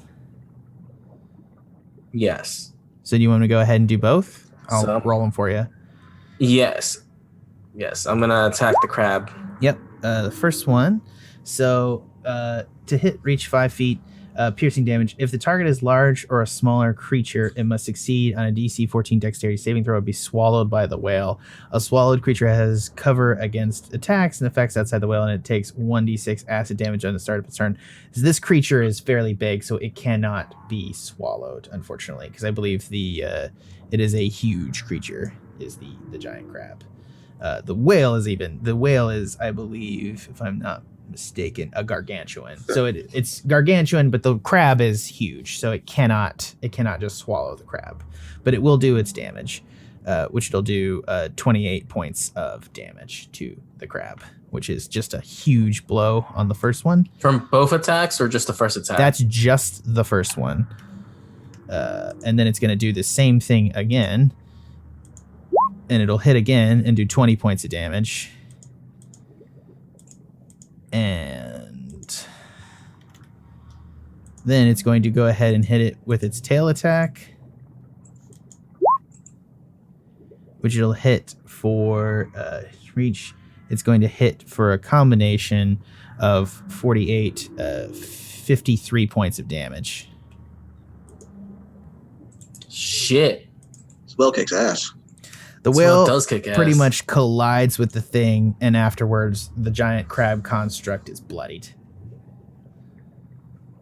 It's not even dead? Yeah, it fucking wrecked shop though on him. Oh, Yeah. Fucking 90 points of damage? It is now the distant Kraken's guy. He's gonna. Hold on. He is going to try to do some stuff. He's within range now, and so he is going to 90 feet, 20 foot cone. So let's check this out. So, yeah, he can get all of you guys in it. So he is actually going to center a casting of Evard's black tentacles on the group directly in front of him, and he's going to take the crab, Chuck, and Scree, and the whale in one. So as it comes up, squirming ebony tentacles fill a 20-foot square on ground, as you can see within range. For the duration, these tentacles turn the ground in the area into difficult terrain. When a creature enters the affected area for the first time on its turn, it turns their creature must succeed on a dexterity saving throw or take 3d6 bludgeoning damage and be restrained by the tentacles until the spell ends.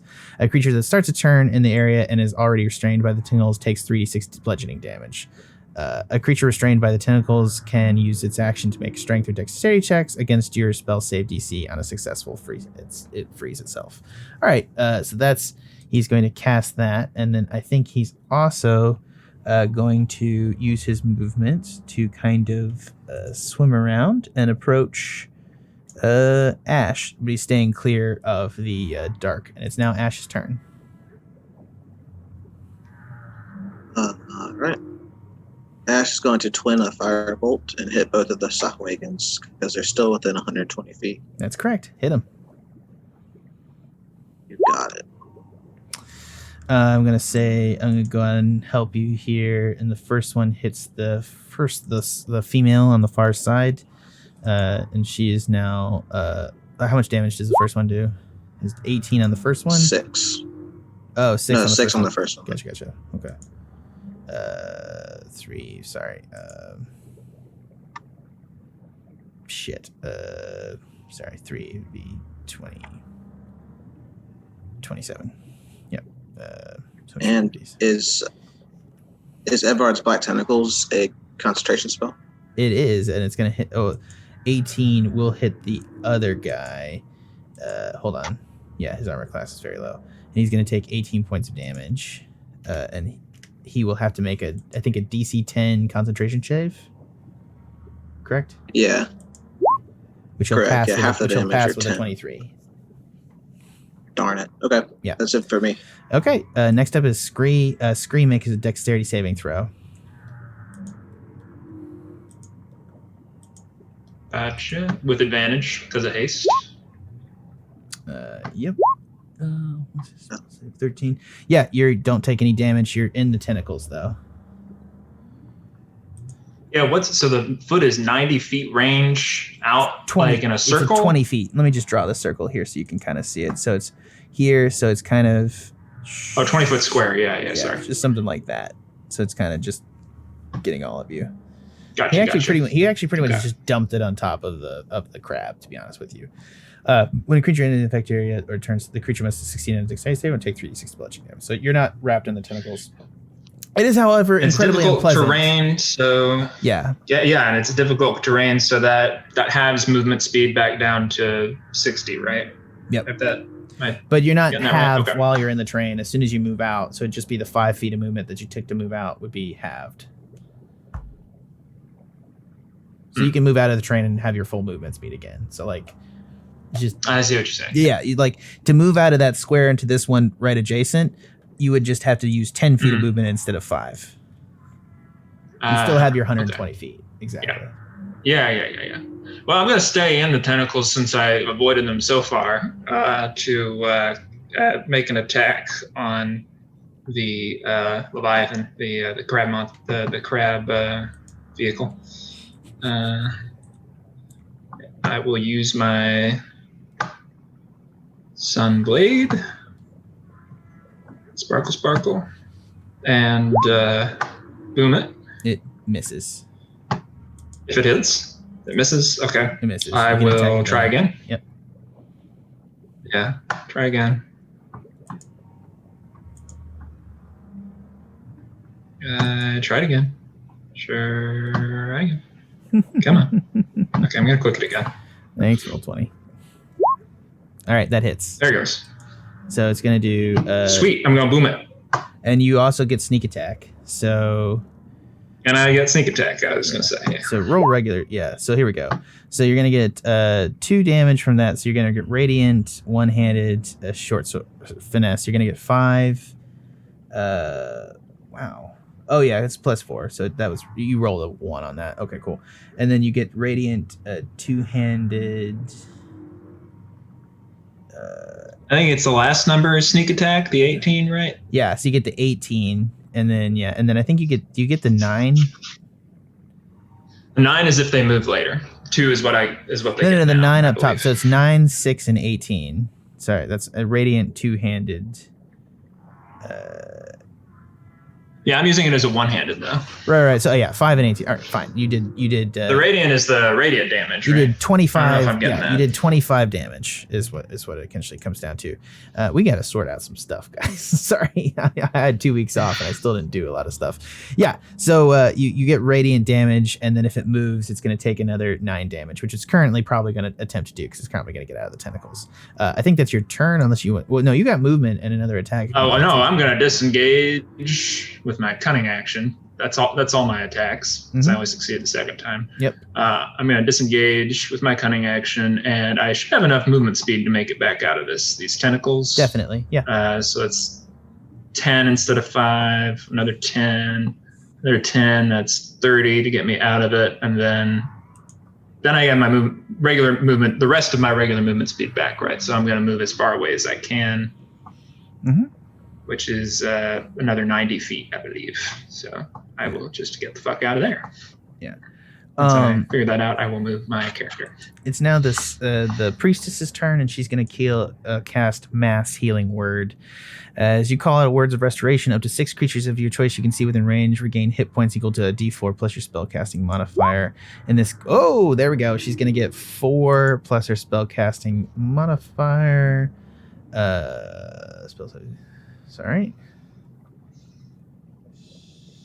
Spellcasting in this case, wisdom, which would be +2. So everybody's going to get.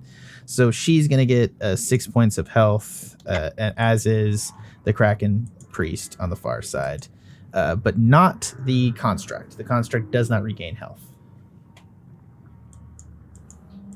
because it's a piece of metal, and that's her turn. But she's not in the tentacles. Next up is Chuck. Chuck, go ahead and make me a dexterity saving throw.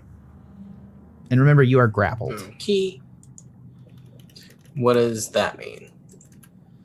It's a condition. So it's a hold on.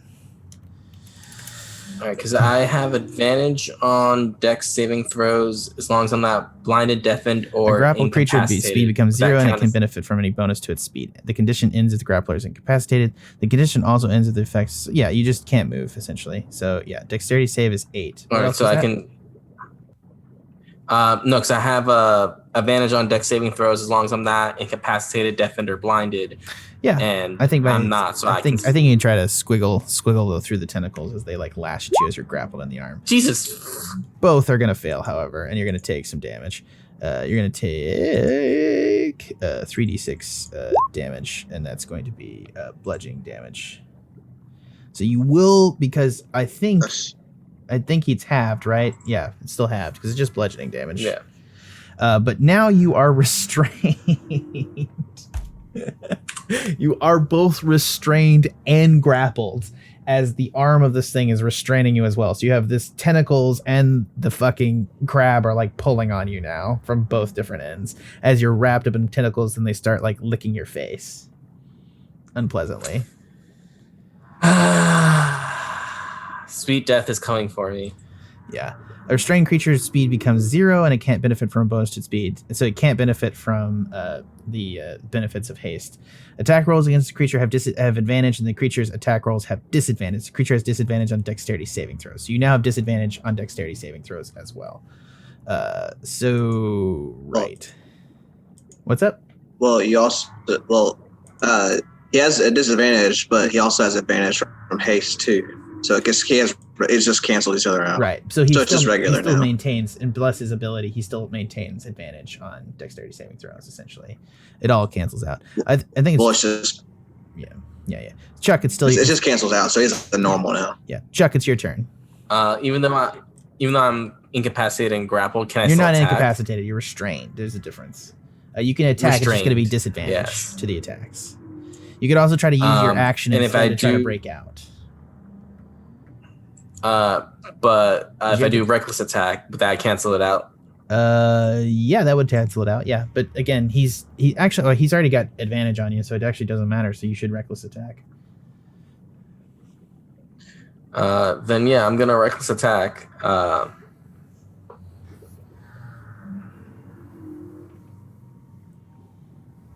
So.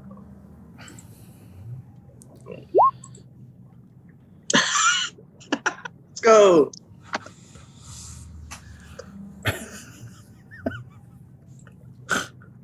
So that's 19 plus the 3 says 19. There's a 25 exactly. How do you want to do this? The acts of evil deadness just like fucking cracks that crab down the middle like it's a cheap 2-for-1 at the Sizzler. You crack open the crab, and a back hatch in the crab pops open, and a seat ejects from the back end of the crab as you see what's his face? Hair Doctor Glim Garick and an ejection seat shoot straight up out of the water out of his submersible and explode out of the waves. Glim Garick was in that shit? Yeah. But it is should have now called that one. destroyed as the sub explodes and just like blows up. Wait, did I hear? Is Glim Garick in there? Yeah, he was. Yeah, He was. Oh, he just okay. ejected out of the thing. No, out of He the just waves. ejected. okay. Yeah, and you're still restrained in the stuff though. Because you can't move anywhere to which attack means I anyone can't else. move. Yeah. I think that's it. Yeah, because you can't make an attack to get out of the restraint at this point. 'Cause you made an attack. Who? Yeah, but who is close to me? Because if I have the Ring of Many Blades, is someone in my? Yeah, he's in 25. I don't think I have anything that can reach. You can form That it. one's You guys, 20. you can form it into a javelin and toss it. I think I'm gonna do that. I need to kill.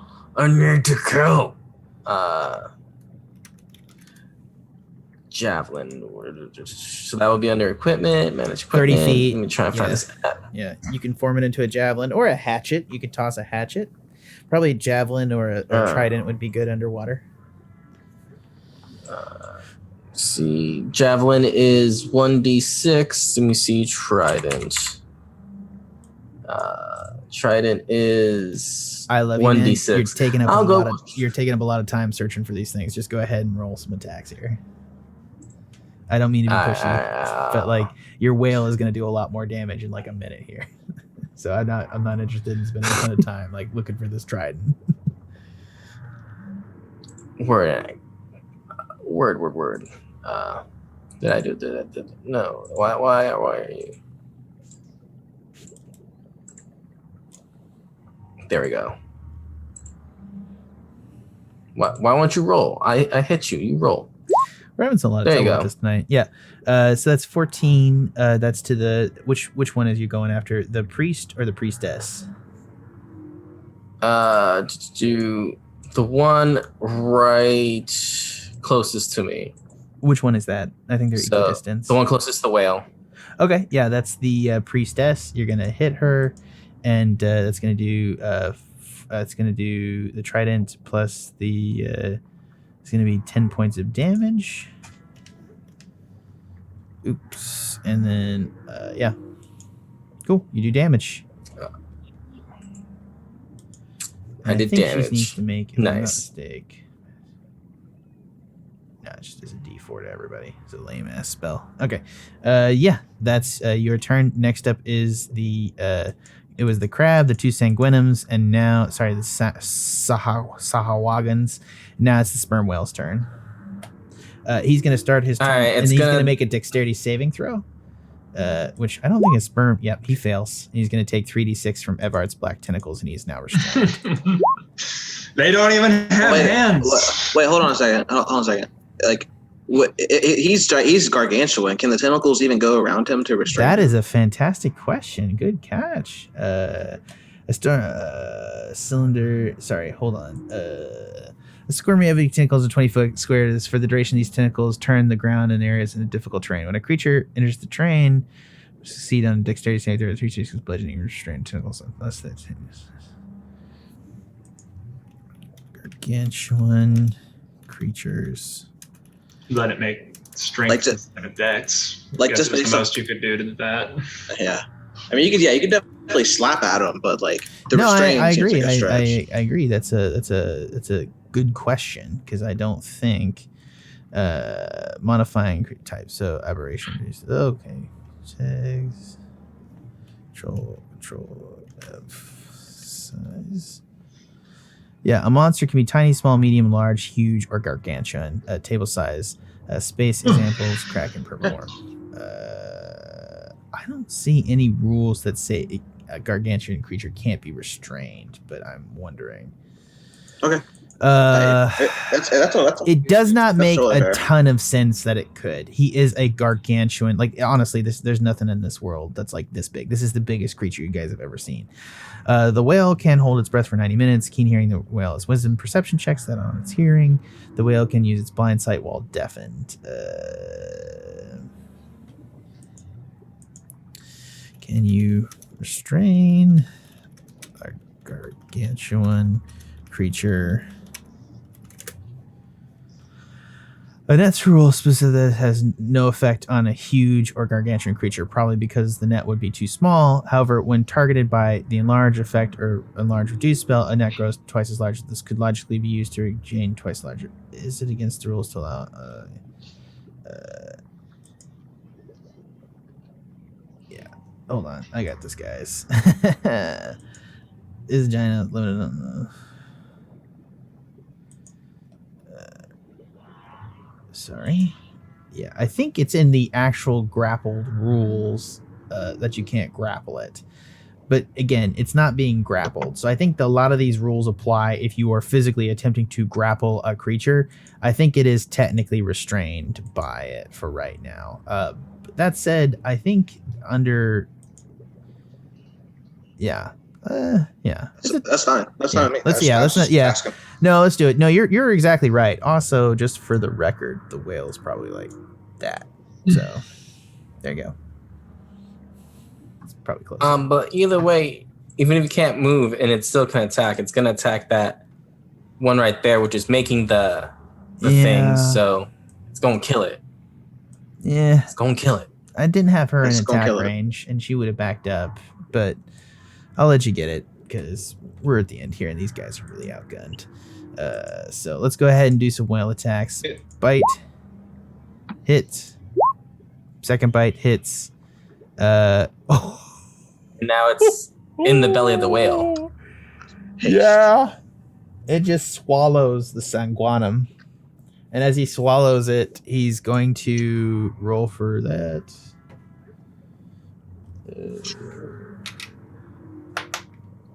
And yeah, he's just going to swallow and lose concentration, which is going to get rid of the tentacles. And then that's his first attack, and then he can move around, Chuck, and he's going to come around, and he's going to swallow the second sanguinum into his mouth. And he's going to turn around, and he's going to give a little whale wink at you, Chuck.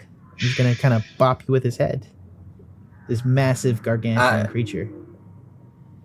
I return the kisses and bow and go, thank you. Keep in mind, giants. This isn't just a whale. This is a Godzilla whale.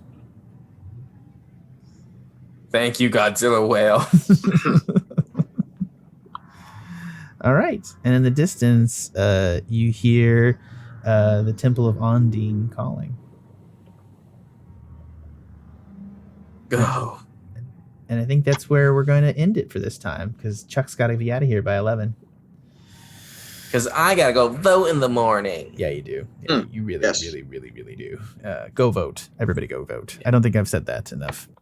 I don't think I said that on the podcast. I don't think you said that at all.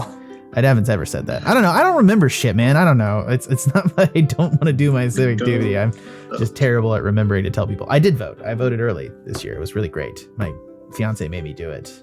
God, I love her for that. I do not have to. Yeah. All right. Yeah. For the Pen and Paper Pod, this has been Trevor Flynn. Goodbye. Edwin Reyes. Am I a filthy worm? Find out next time, maybe. High chance. Possibly. Tanner. Goodbye. Adios. Farewell, Peter saying. And I've been your host, Jack Newman. Thanks for listening to the Pen and Paper Pod. Head on over to the Tuscan Shed Media Network, at TuscanShed.com, where you can check out all our other podcasts, including the Movie Gang podcast and Animania. While you're over there, you can head on over to our Facebook page, where you see our last campaign, our live campaign, where we did a Waterdeep. Check that out. You can check out all our other things over there, as well as a myriad number of ways to help the cast, including heading on it over to @PenandPaperPod on Twitter and Facebook, where you can give us comments, likes, and subscribes, and all those things to our YouTube pages as well. You can also, while you're there, head on over to our podcast feed and give us a review on iTunes. We'd really appreciate all that. Next week I am going to be doing a giveaway in chat. So we're going to try to wrangle some more people in here. We're going to be doing a live giveaway of Tasha's Cauldron of Everything, a $40 value that we're going to be giving you a code for D&D Beyond. Thank you, D&D Beyond, we're going to set this up and get everything squared away. We're going to doing our first live stream giveaway in the stream. Check that out. Get ready. These guys aren't allowed to win in it. So yeah, don't worry. And neither is Megan. I had to draw a line. Neither is Megan or my spouse. Unfortunately, I know that's going to make them upset. But hopefully we'll get more of the TTRPG community in here, and we're going to get everything squared away. Yeah. So one last time from everyone here at the Pen and Paper Pod, and by extension the Tuscan Shed Media Network. Thanks for listening today, guys.